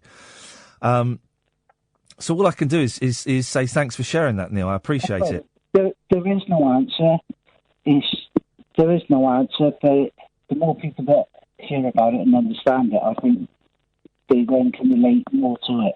I think it's a bigger problem than people imagine. When I drive into work, there's a poster up from, I think it's Age Concern, saying something like, I don't remember the exact figure, I know it ends in 600, something like there'll be 80,600 or 35,000, I don't know, 30,000 old people will be lonely in London this Christmas. And we think of it as an old person's disease, and I don't think it is. I think it applies to a lot more people who are a lot younger. Oh, it's 20 years, 18 years above, I'd say, even younger than that. Some even younger children probably feel as lonely as us adults. Yeah, I think that. Neil, listen, I'm glad you found us. I'm glad you found the show. The podcasts aren't all like that one, so you might hate You might hate them, I don't know, but call again. Nice to talk to you.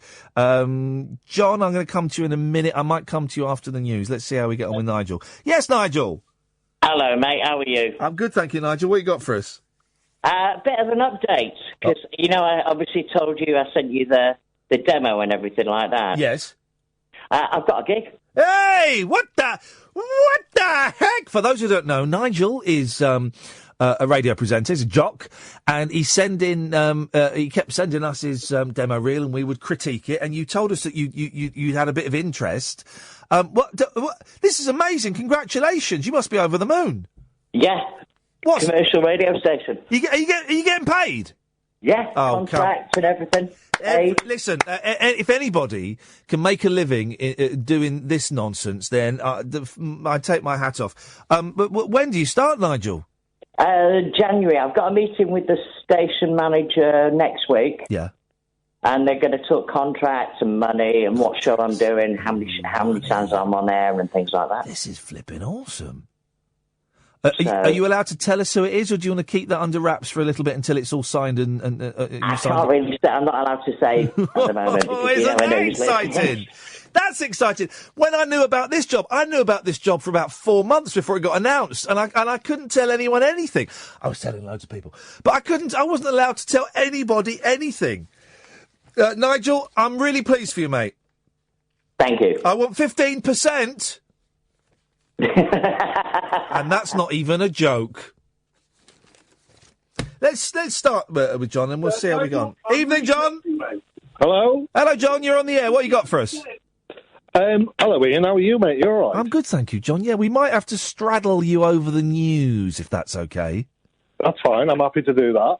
In fact, I tell you what, because I've misjudged it a little bit. Go and make yourself a cup of tea, go and have a fag, or whatever it is you want to do. I will come back to you about 3 minutes past midnight. Is that all right? Excellent. Brilliant. So we'll speak to John, and we'll speak to Dean, and then we'll just take calls straight to air. So after Dean, don't rack any more calls up, please, because we'll take calls straight to air. I will give you the phone number in a bit. The phones have been absolutely mental this evening, and lots of new callers, which is wonderful. So that's really good news. If you're tonight, I think we've had a good balance of the light and the shade, and I think maybe we got a little bit too shady earlier in the week, and maybe a little bit too light in the middle of the week. And tonight it's kind of that balance. It is a late night phone-in show, unlike any other late night phone-in show, in that you can call in and talk about anything. And I really think that you are starting to get the hang of that, and realising that you have a blank canvas, and you can do whatever you want. Isn't that exciting? A little bit scary, but it's exciting as well. And you know what? It's unique. There ain't nothing like it on the radio. John, then we'll do Dean. Then we'll take calls straight to air. Late Nights with Iain Lee on Talk Radio.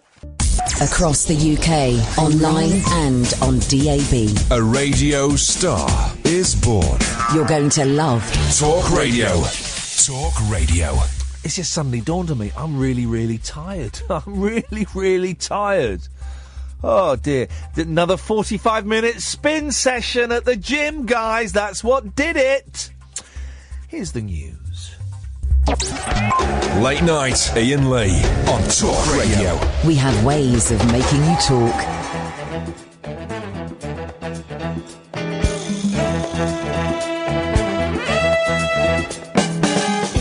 Ease on down. Ease on down. Don't you carry nothing that might be alone. Ease on down, ease on down, ease on down. Your left foot up and your right foot's down. Come on, legs, keep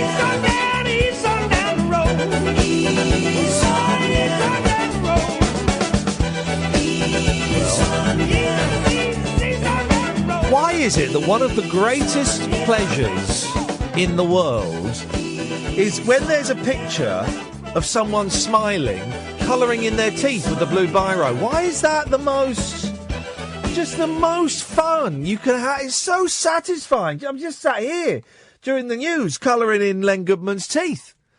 Colouring them in. Blue. Beautiful. We've got John, then we've got Dean, then we'll take calls straight to air. So don't call in. I'd say hold off until about 1:15. I'll give out the phone number and then we'll take calls straight to air. So don't call in now because no one's going to answer it. John! Hello, Ian. Thank you for waiting, John. What you got for us? A journey, if I may. Oh, yeah. How I found you, because I find it quite interesting how I've actually found you, my journey. Go on. How long have you got? Well, we're here until 1. Well, there you go. So, right, 4 years ago, I went off. I got a gift, because I always wanted to do stand-up comedy. So I got a comedy course. Oh, yeah. As a gift, which put me in the hands of Sam Avery over in Liverpool. Yeah. Lovely comedian. I know He that. did the comedy course. I know that name from somewhere. Sure. Anyway, yeah, go on. He's done bits and pieces on Radio 4. Anyway, I think it was. Anyway, so I goes into the comedy course.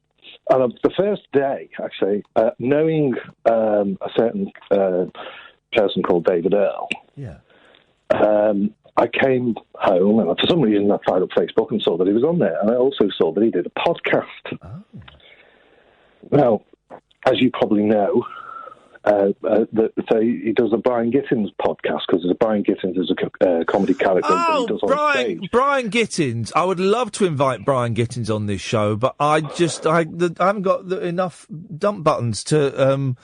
Brian Gittins is absolutely hilarious, but brilliant, filthy. So anyway, so he does a podcast. I phoned into his podcast. I actually did my first routine on his podcast. Oh yeah. Which was the day before, actually, when I did it live over in Liverpool in the theatre. Yeah. Anyway, so it does that. And obviously I get connected to other people. I get, eventually after pestering and people, I get invited down to Sticky Mike's down in Brighton and get to do some stand-up with Brian Gittins and Trevor Locke and what have you. And so does that, and I come back, and then I find a character called Barry from Watford. And then I find, and obviously suddenly the story's taken a rather sour turn, John. And then we get. I was already aware of Angelos, but not Barry. Yeah. And because of that, I started my own podcast, ringing to other podcasts to make a nuisance of myself and ringing to radio shows, and that's how come I'm here, because a friend of mine shared you. I was already aware of you because I've done the YouTube thing and listened to all the phone calls in and stuff like that. Yeah. And here we are. Well, I'm glad you found me, John. Thank you very much indeed. And also thank you for reminding me of the wonderful Brian Gittins, who, if you ever get the chance, dear listener, to see him, or even just follow him on Twitter, he's absolutely filthy, and he'll probably offend half of you, which is wonderful and is delicious. And he's brilliant. I did a gig with, last time I did a gig with him, I'd keep, every now and then I'll dip I won't do it anymore, I've done it now, but I keep dipping my toe into stand-up and going, maybe I didn't hate stand-up quite so much, and I'll do it again, and I'll go and do like a few 10-minute sets and go, oh no, I hated it. But I did a gig with him in Shepherd's Bush somewhere. God, that must have been about 8 years ago. Flipping. Well, you have to come up and do my night. No.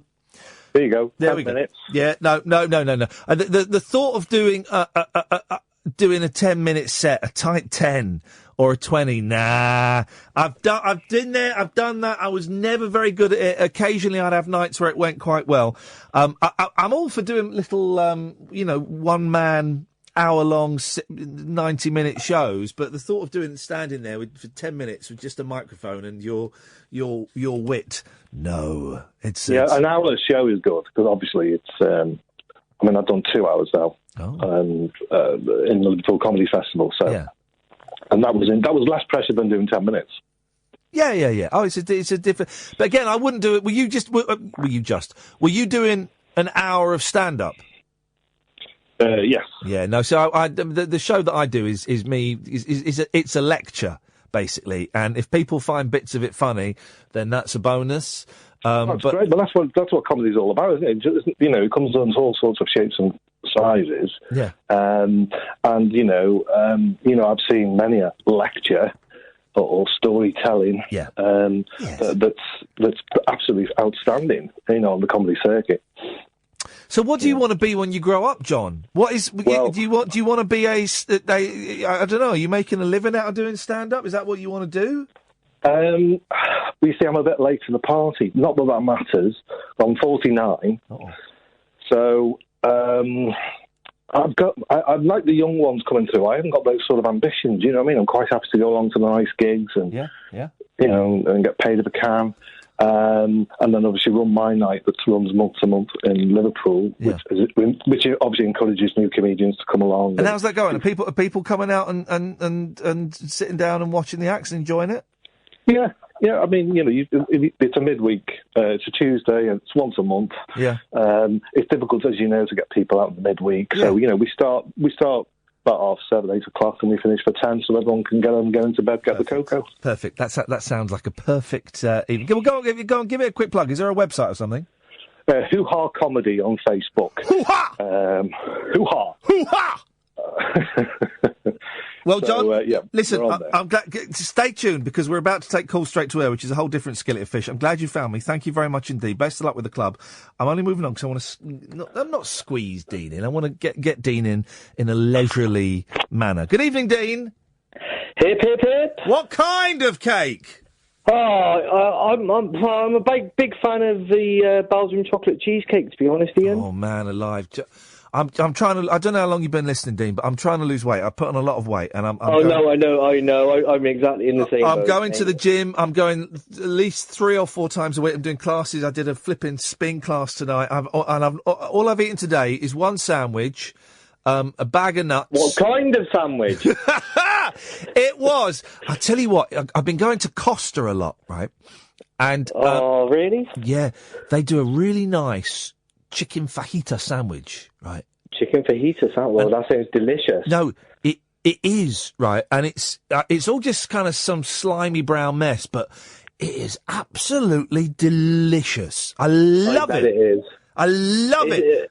All the food that tastes really nice is really bad for you, unfortunately. I know, but that's all I had, and I had some pistachios and a bit of fruit, and then me and Kath are going to go out for a slap-up meal afterwards at a Turkish place. Get a bit of shish kebab or something. Hey, shish kebab. It's this place, right? It's a shisha bar. You know the shisha bars where they sit outside with the hubbly bubblies and smoke them, right? I'm with you. Yeah. Is that tobacco in the hubbly bubbly? I believe it is. But it's like licorice flavour or cherry flavour, it's like Willy Wonka's flavours of tobacco. In the back of the menu, it's got the hubbly bubbly menu, and it's there's Skittles, there's coconut, there's candy floss, and I'd love it. I would love it. But if I don't want to have it if it's got tobacco in. Oh, this is the problem, I think, Iain. I think you're treading on dodgy water there, my friend. Yeah, no one wants to tread on dodgy water. Nobody wants to tread on dodgy water. What have you called in for, Dean? Well, a couple of things. I've got loads of points. I've got 9 points to make. Shut up! That better be a reference to what I said on yesterday's show. Of course it is. Good. Thank you. First of all, I apologise for Kerry and Neil. Kerry's my girlfriend, Neil's my friend, and I've turned them onto your podcast. Oh, potty mouth Kerry. This evening. Potty mouth Kerry, yeah. Does she swear that much at home? I bet that's fun if she does. Of course, she swears like a sailor. Yeah, good for her. Well, she was. Well done, Dean. I appreciate it. You single-handedly have got me more listeners and callers than the entire Talk Radio advertising budget. There we go. See.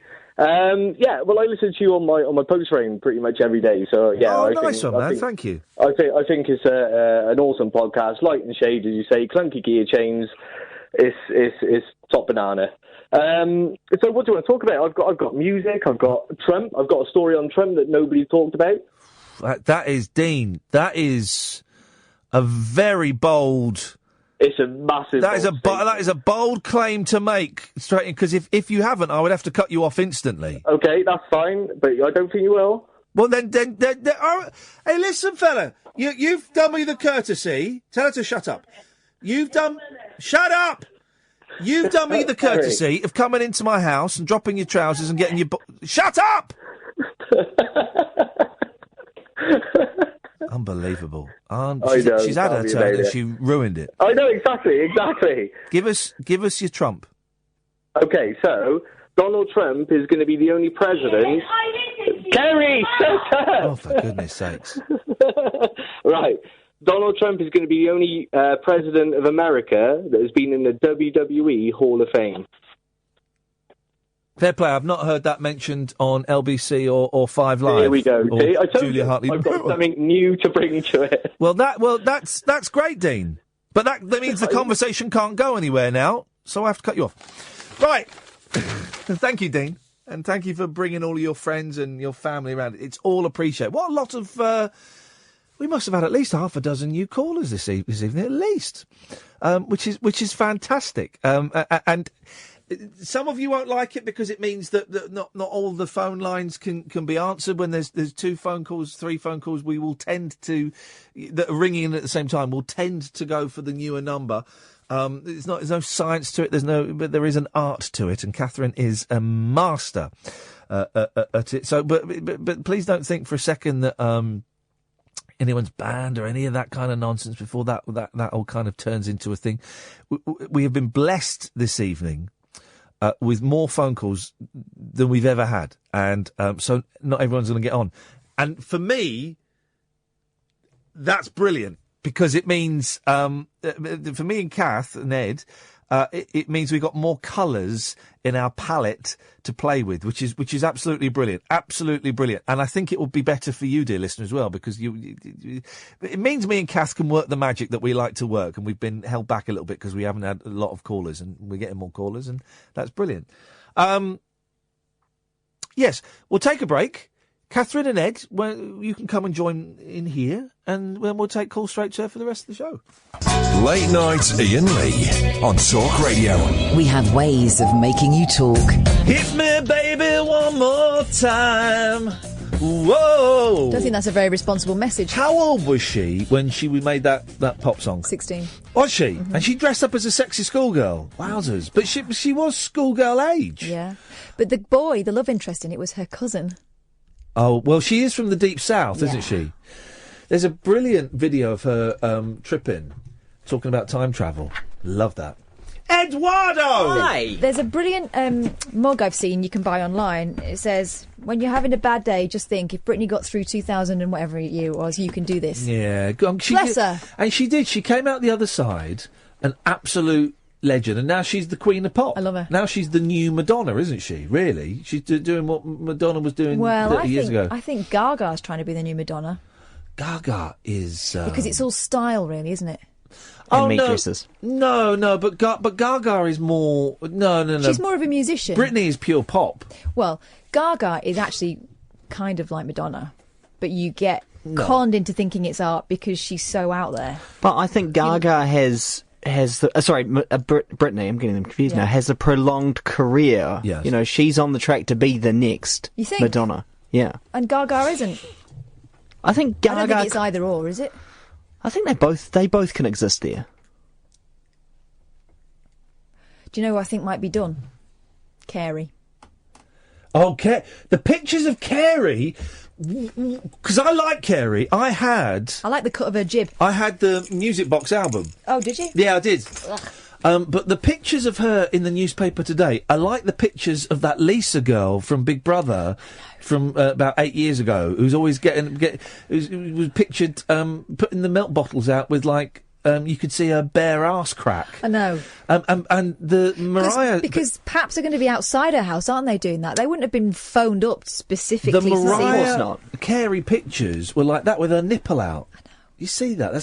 She's done a lot of pictures recently where she's quite obviously used an app to slim herself down and everything's a bit bendy in the background. Because Mariah Carey is a curvaceous, brilliant woman, which is fantastic and should be celebrated. Also, she's had twins.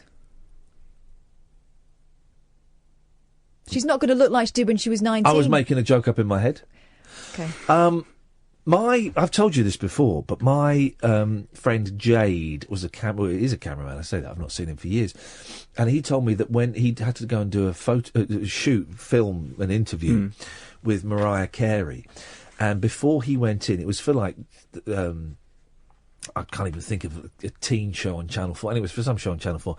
And before he went in, they gave him all of these instructions. Right, you can only shoot one side of the face. You cannot ask her to move. You cannot touch her. And the reason is, she has. If you look at the pictures, they're all taken from one side. And she has the hair generally, I think it's down over the left side of her face. Because the left side of her face is, get this, imperfect. I don't want to say wonky. But it is she's a got little a good bit. Side.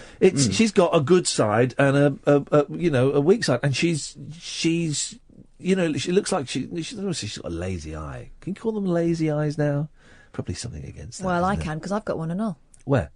When I get tired, my eye goes a bit weird. I've got a young man's eyes in a box under the floorboards. Oh my god. 03444991000 is the phone number. We take calls straight to air on a Friday night for the last hour of the show. Line 1, you're on the wireless. Dump that! I can't believe you just said that. I just had to dump Mike Allen. That wasn't me talking to Mike Allen, was it? I've never spoken to Mike. Who was that? Was that me? Was that me? Don't think so.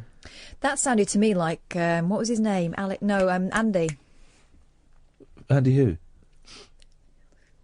Oh, Andy. Yeah, your whispering off mic is awful. That is awful. Don't care in this instance.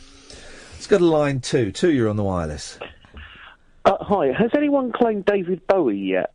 Why, would you like David Bowie? Well, yeah, as both. Well, are you a big fan of David? Well, here's the thing, right? Yeah. Bowie has gone as a rock star. He's not gone as a movie. He's not gone as a movie star. So you can have him as a movie star. I'll have him as a movie star, and for rock star, can I have Sting? And I'll clarify on Monday. Mate, that is the way. The thing is, though, Gatford, I know you're making whimsy. No, generally. I know you're making whimsy, but the way 2016 is going, do you know what? You might just get him. You might just get him again, and then we'll see. Then we'll see who's happy. Yeah. There's a lot of snarkiness in the papers about Sting this week because he says just this week. Well, he said that he's moved to America because people are jealous of him over here. Cue all the gobshites in the newspapers writing Kelvin Mackenzie, who is an excellent columnist, by the way, for an excellent newspaper. But all these people writing, well, we don't want you over here. You can, we could do with the tax. But I mean, Sting is brilliant. I mean, all right, the 10 Summoners Tales, and it's a little bit boring and stuff like that. But the mandolin stuff. Yeah, but he's sold bucketfuls of records. He tried to do a Broadway musical about the Newcastle shipyard with Jimmy Nail in. He tries to do stuff. Do you know what he is? A Renaissance man. Yes. I don't like all this. I don't like all this snidiness about people that, and it is. I think it is a British thing. Do they do this in New Zealand? No. Yeah, if they're really successful, we do. We celebrate the success and then we start chopping them down. Oh, it's like, really? they're not good enough. It's you wouldn't do that to Crowded House. Yeah, no, we wouldn't do that to Crowded House. What about Split Ends? No, hell no. It's virtually the same thing. I know. I was just showing my your musical knowledge. I thought it was a British thing that just did that built them up and then we build them up and then cut them down. The second they start failing, we're like, nah, you're gone. You failed us. You disappoint the country. No, I've been mean in the past, and I've been mean on this show, and I'll be mean again. But it just seems like such a it's just mean, isn't it? Sorry, I'm getting loads of emails and tweets. If you want to email, by the way, if you go to the Talk Radio website, then you can. I'm a bit bunged up, but I haven't got a handkerchief, so I've got tissues. Maybe I'll have a little nose blow during the break. Line 1, you're on the wireless. Evening, boss. You all right? Evening. You all right? I'm going to ignore that question. Oh. Well, I was asking about how you were. Yeah, I'm ignoring it. Health is not in question. Oh. Move on. Right, okay, right, no worries. Have I missed my Una Stubbs Pokemon game? Go on. No, what I was going to say, I probably missed it 'cause I was on the phone for a bit of it, but she was in bloody Till Death Do Us Part, wasn't she? Yes, we've got that down, mate. We've got that down in Sickness and in You're Health. joking. In Sickness and in Health. Well, she was in the other one as well. Yeah, and we said, flip it. Right, delete my number. What is going on? James Cridland, who is... Hi, James. Who is... what is he? Futurologist. That's it. No, he's not. Yeah, he is. He's a radiotherapist. No, he's a radio... No, he's not a radiotherapist. He's a radiographer. What is he? He's a radiofuturologist. Radiofuturologist. He is. And he knows a lot about radio, and he's moved to Australia to kick their radio up the ass. He says he's watching us on Facebook. Fun watching Iain Lee on Facebook. Is he? No, he is. It's just it's just the assumption he's made. Talk Radio. I've spent money on this. It looks decent. Should we take a picture of the setup? It's Ed, could you send it? Yeah, I'll this is the. I'll tweet you a picture of the setup we've got. It's very high tech. So, just to explain it for the people that aren't going to look at the photo, in the studio we have some very high tech cameras. Yeah. That have never worked. So I bought a little £20 webcam, ran a very long lead into the other room into my laptop. Yeah, and it's stuck on with packaging tape. Not even gaffer tape. Brown. Yeah, we went really budget with that one. I tell you what, Ed, we're going to go to a break, so you need to go and do some bits and pieces. Thank you, James. I wish it's all put together with spit and chewing gum and a little bit of string. But I'm glad you're watching. Thank you. People are saying, "Oh, have you stopped Periscope?" No, we're going to kind of go back and forth and do both of them. And the thing is, that is an extra. The main thing is this is a radio show. Yeah. I'm going to tweet to James exactly how we do this. How the magic happens. And the magic happens. And you can give us a call, 0344 499 1000. This is Talk Radio with Iain Lee. Late night, Iain Lee on Talk Radio. We have ways of making you talk. There's a story in one of the papers about this thing. I don't like this phrase, hippie crack. Yeah. It's laughing gas, is it? Because it's not for hippies, and it's not crack. It's not anything like crack. I don't understand I don't understand it. But where I live, you know, where I live is posh part of the time. I've noticed a lot of those little canisters. Same as. So they obviously, because it's quite quiet my street, but they obviously come up there, drive up there, crack open these canisters, laugh their heads off, have a laugh. I mean, is that it? How long do you laugh for? I don't know. And then just toss them out the window. I do think if you're going to be a drug user, respect the environment. Yeah. Keep Britain tidy. I would say the same. You know, where I live is not posh, but there is a posh town next to it. Yeah. Well, in Waitrose car park, of all places. Yeah. Those canisters. I've got a theory, though, about posh places and drugs. Yeah.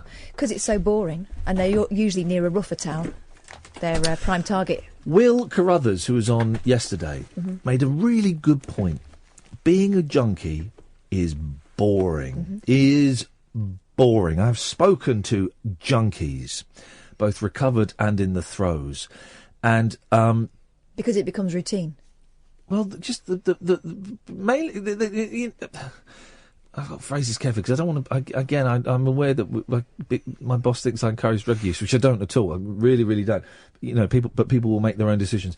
But the majority of it is you don't get high after a while because you can't get high, so you're taking the drug to kind of reach a sort of normality.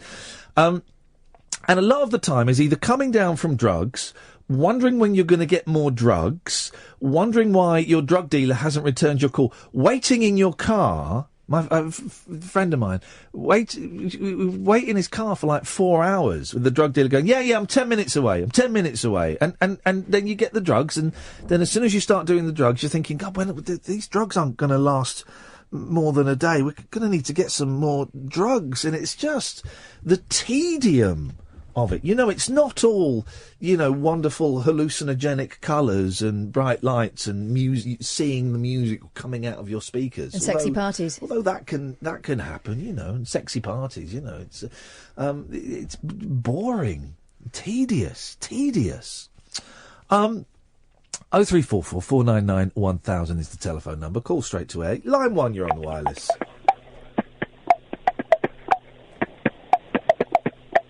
Oh, sorry, I'm on. I was just doing the hold music, you know, your hold music. No, I've never heard it. Line 2, you're on the wireless. Oh, good morning, Ian. It's Howard Hughes again from the Unexplained Show. How are you? I'm fine, thank you, Howard. We say good evening as we've not had a sleep yet. Well, it's morning in the unexplained world. That's all we'll say about that one. Just a quick spooky story for you if you got the time there. Yeah, what happened was I put my Christmas decorations up yesterday. Everything was looking great in the lounge. Had a beautiful winter wonderland going. A 7-foot tree, 600 lights. And in the morning, came downstairs, only 15 of the lights were twinkling. Call it unexplained, call it what you will. You decide.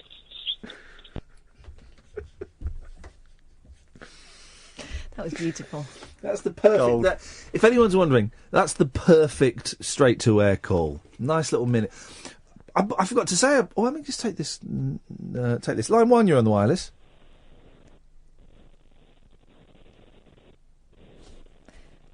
Hello. Question 12. I can't hear. Okay, that was less perfect. That was poor. I bought the Christmas tree today. I thought I was struggling today. I got up early to see my youngest's nativity, and then I went straight back to bed and just kind of lay there. Couldn't sleep, but I couldn't do anything. I just lay there, and then I thought, I'm going to go and get a Christmas tree, otherwise I'm going to stay in bed all day. And I went and bought a Christmas tree, and it's weird. We bought a real one, and I think it was £40. Wow. It's a 7-footer. Mm. But you had two sections, right? You got the section where, like, the 7-footers are £40. Well, there's a section where the 7-footers are £100. What would be why would there be such a huge? Well, you'll have some that are no drop, and they'll probably smell better. Well, but some of those probably painted green, the cheap ones. I wouldn't know, because mine comes down from the garage roof every. Oh, does it? Yeah, it's the same one I had when we had a faker. flat. Yeah, because Oh. I've not got a massive amount of room. It's the same one I had when I had my first flat. I spent quite a lot of money on it for those days. Mm. It's about £50. Yeah. And it'll do. Yeah. Go and buy a real one this weekend. Why? Because the girls will love it. The girls will. I haven't got room. You haven't got room. You haven't got room. I haven't got room. Of course you've got room. You've got room for a fake. You got Just a fake put one. the fake one back, and then exactly, and then use the real one. I haven't got it out yet. All Well, right, leave the listen, fake one up there, and then put the real one up. I'll consider it, but Go and get a real tree. The girls will love it. Because did you have real trees in New Zealand? Yes. At Christmas? I Yeah, think you've been, like, yeah. In parks. You and know, we stuff. have trees everywhere, but Yes, for I thought Christmas I've we have seen- trees as seen well. The picture of it. It's very green and lush. Your country. We had a plastic tree when we were growing up, and it would always come out the loft, and it was this big wooden box, big cardboard box, and we had colour coded things. Yeah, so that's the what I've got. Reds and then the blues. it's and got then fir cones on it. Bosh. and we'd had it, and we were never allowed a real Christmas tree. There was always something very magical about the idea of a real Christmas tree. And I don't remember the first real Christmas tree I got, but I remember. I don't remember because I was steaming, but I remember the first flat that I owned, and walking home with a real Christmas tree, and it was just what. And there's something magical about bringing a huge living thing into your house. Honestly, there's something magical about it. It just has this kind of vibrancy that you're bringing in a lot. And also, it's funny. You're bringing a tree into the house. That's funny, isn't it? It's nuts. Let me have a think about it. Do it. To be honest, the other one does make me itch a bit, because it's like... Right, I don't have tinsel. You're allergic to a fake tree. No, but you know, because they're horrible, aren't they? They're like dusty. She's just allergic to a good time and spending money. Shut up. Huh? That's not true at all. Bought some great bits of tat today. Wait, so I'm curious. So you grew up with a fake tree. Yeah. And now you have real one. Did you grow up he's with gone common posh. But which way did you go? Common. Okay, so you've always had a fake tree. No, my mum and dad were common but didn't know. James Cridland's trolling me now. He's trolling me. Turns out Talk Radio spent £10 on a roll of gaffer tape, and now he's upset because I've moved it and he can't see me properly because this is in the way. For goodness sakes, James! Stop it! As the cause said, listen to the radio. Listen to the radio. How's them apples? Is that revenge?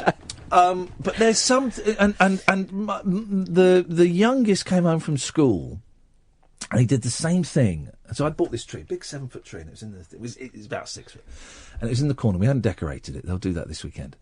And he did exactly the same thing that he did last year. Came in, threw his bag down. Can I play on the Xbox? No. I want to play on the Xbox. All right, well, I'm going. And then he's talking and he was sort of walking around. He hadn't noticed it was there for about 15 minutes. Right. And then suddenly he just literally went, oh! He did a double He did a James Finlayson. Yeah, it was brilliant. All right, I've made up my mind. Yep. I can't do it when anyone else is in. Why? Well, because I'm married to a miserable git and I'll probably end up... Also...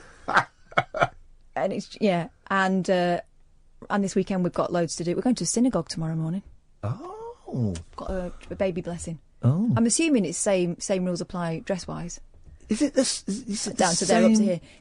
Is it the same God? Yeah. Okay, well, that's fine. It's Old Testament God, isn't it? It's just not Jesus. Okay, yeah. But you've offended Ed now. So, walking out. I'm out of here. Anyway. So I'm busy this weekend, but, I've got all day, haven't I, next week? Do it. I'm going to do it and not tell anyone. Thank you. I'm going rogue. Honestly, it will blow the girls' minds. If they're not blown away by it, I'll give you the money myself. I'm sure they will be. And also, when I was there, they had these tiny Christmas trees, about that big. Yeah, I've got one of them. I bought 2 of them for the boys' bedrooms. They got a Christmas tree in their bedroom. Real ones? Yeah, real one. I've got Tiny one from last year. one. I put it outside. It's still alive. I'm bringing that in. Beautiful. They'll decorate that and have a couple of presents around that. Be beautiful in their bedrooms. What? Presents round it as well? What kind of precedent are you setting? Honestly, get a real tree. It will be wonderful. It's messy. I mean, it's messy, and getting rid of it is a pain. It's not. That won't be my job. But I just think it makes such a difference. Right, I'm going to do it. Because, I'll tell you why. Yes. Because I feel like it. And I'm brilliant at ideas. It's a good idea. And the other one does make me itch. Because it's basically green tinsel, isn't it? I don't like tinsel. But it's like, feathery plastic and it makes me itch. I don't have tinsel in the house. Tinsel's horrible. Do you have tinsel? You bet you don't have it on your tree. It's not posh. We had to have it. We had all the tinsel removed when I was a kid because I had tinselitis. Oh! Late night Iain Lee. On air and off the leash. On Talk Radio. We have ways of making you talk. 0344 499 1000. Last 10 minutes of the show, last 10 minutes of the week.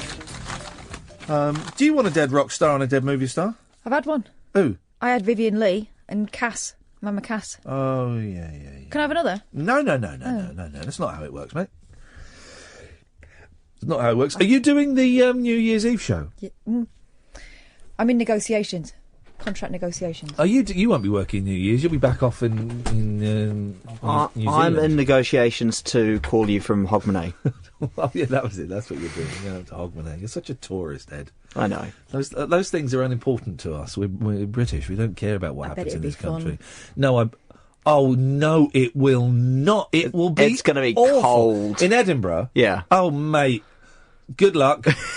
It will be freezing. It was quite cold in August, wasn't it? You'll be stuck outside. You'll be stuck in a massive crowd. You won't be able to get anywhere, mate. Sounds fun. I love it. Do you remember when we went to Edinburgh and after a certain time of the evening there were people starting on each other in the street? Oh, yeah. Like on every corner. There was someone threatening to stick one on someone. I love Edinburgh. I think it's such a beautiful city, but you're always walking up. There's never any down. You're always walking up. And it's because it's quite damp. You just get so tired constantly. I I prefer it when I've been a couple of times when the festival isn't on, and it's just The festival. The festival is. I find it really stressful. We were up there for 3 days, doing a couple of shows, and also doing the radio show. We did it at Sophie Sarah's house, didn't we? Yeah, of course. Whatever happened to her? She's gone quiet. She sent us some sweets and then never came back. Yeah, that's she a bit. thought that would end us. Yeah, she thought she was surprised at how we were stronger than that. She went, yeah, we're flipping it. Tell you who else is not phoned up? Rocky. Oh yeah. I think I muted him on Twitter. I might have done. Anyway, it doesn't matter. Maybe I didn't. I don't know. That shouldn't mute him in real life. I don't know if you know how voice boxes work. What does the voice box look like? Is it an actual? I'm going to Google. No, it. it's just twangy old string, Bit isn't of it? twine. Mm-hmm. And that fucking voice. By the way, have you got your nodules looked at yet? No. I want to wait till I'm really ill. No. I don't like it when I type in my search engine and it comes up, just goes voice box, and I want a picture of it. Let's see. Images. Ah! Ah! Ah! That is disgusting. Oh, sweet God, why did you make me go? Oh, God, it looks like a VJ in someone's throat. Well, it kind of is, isn't it? Oh, God, it's... Oh, God, that was awful. That was awful. I mean, flipping it. Close the lid, Ian. Close the lid. That was, I mean, jeez, that was upsetting. You all right? I'm fine. I'll recover. The human body is disgusting, isn't it, Ed? There's nothing... Just a wee bit. There's nothing... Like a nice bum. A nice bum I can handle, but... Literally. Well... Yeah, but it's still that's the mucky, that's the mucky end. Exactly. I mean, it's deceptive. It's nature, isn't it? It makes it makes it alluring. It does. It makes the dirty stuff look alluring, so that we're not disgusted by it. Because then when you get closer, because if we, we're all looking at nice bum in a pair of jeans, or you see nice bum in a bit of lycra and the bike is. But if you connect that with what that is actually for, yeah. That is repulsive. That is disgusting. And yet fundamental. Yeah, even the Queen does it. The Queen has to do it. I don't know. She can probably bypass it by now.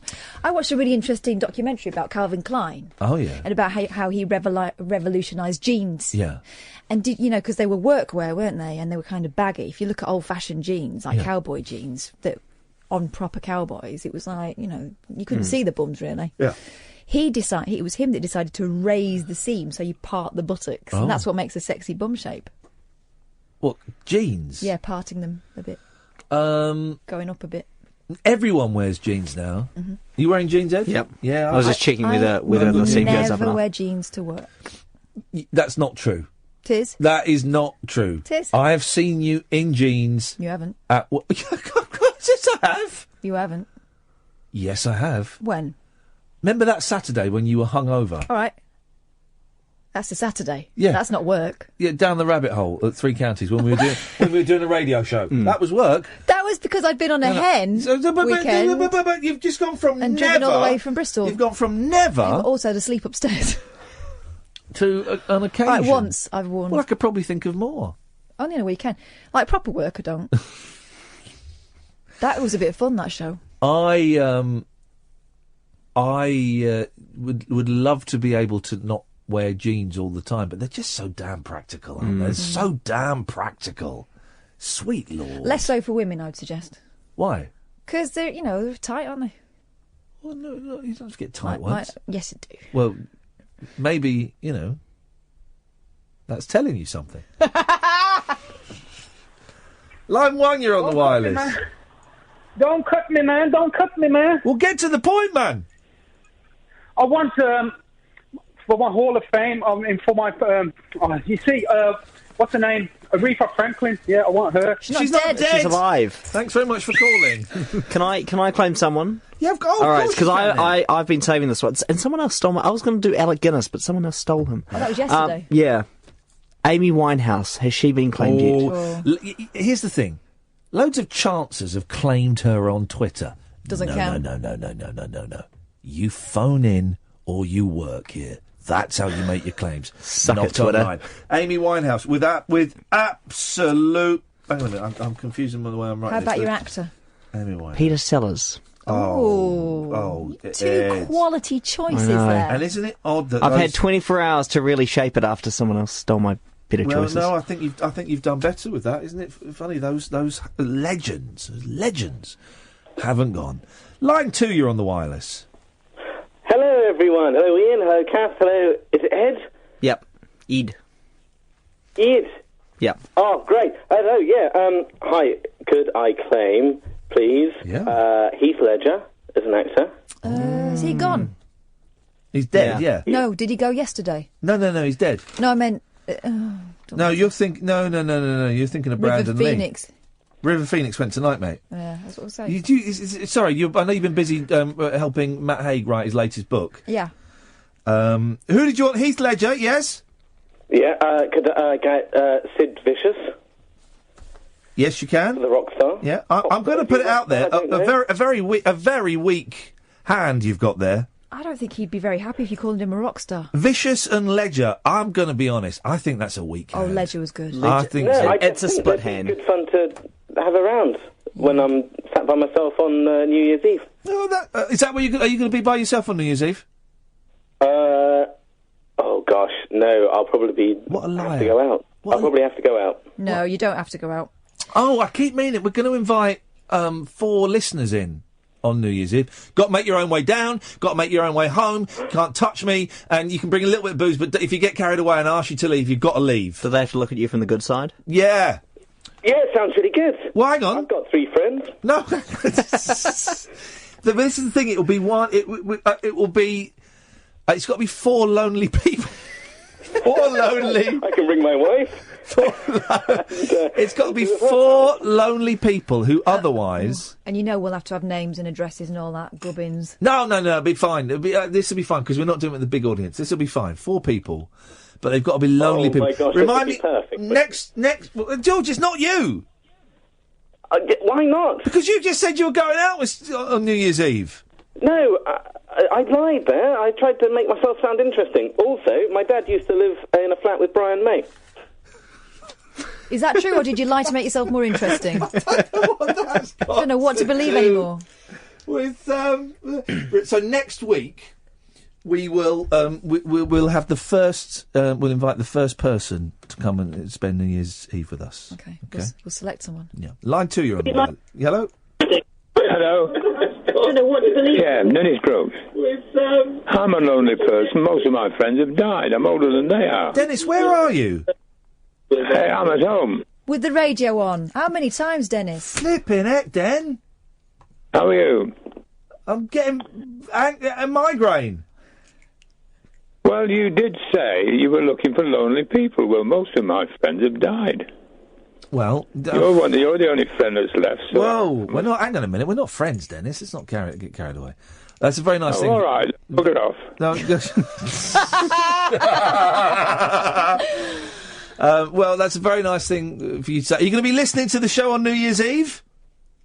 I would think so, yes. Okay. Well, just depends whether I get too K-eyed. I was going to say, you're going to get sozzled, Dennis. Probably with a bit of luck, yeah. Good lad.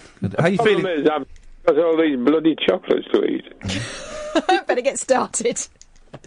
I've started already. By the way, Grace... I've only had 1 box and I'm sick already. Grace Dent, who's a regular contributor to the show via Twitter and is an all-round good egg, she says she's got a bootload of matchmakers to sell to you. Good price. 300 quid. Does that sound about right? No. I can't get these things free from Amazon, you know. Okay, Dennis. Thank you very much indeed. It's nice having you in the studio. It's nice to be here. Thanks for Don't get carried away. Okay. Line 1, you're on the wireless. Hi, Ian. I spoke to you earlier. It's Tony. Hey, Tony. You got about a minute. How are you? Okay. I was going to tell you an embarrassing story. Go on, then. Okay. My friend invites, when he was a student, this is like years ago, 25 years ago, a friend of mine, he was at university in Brighton. he's going to play with his band and invites me and a few friends up. So we go, and he's at the front of the room. Yeah. And it's a really long room. Yeah.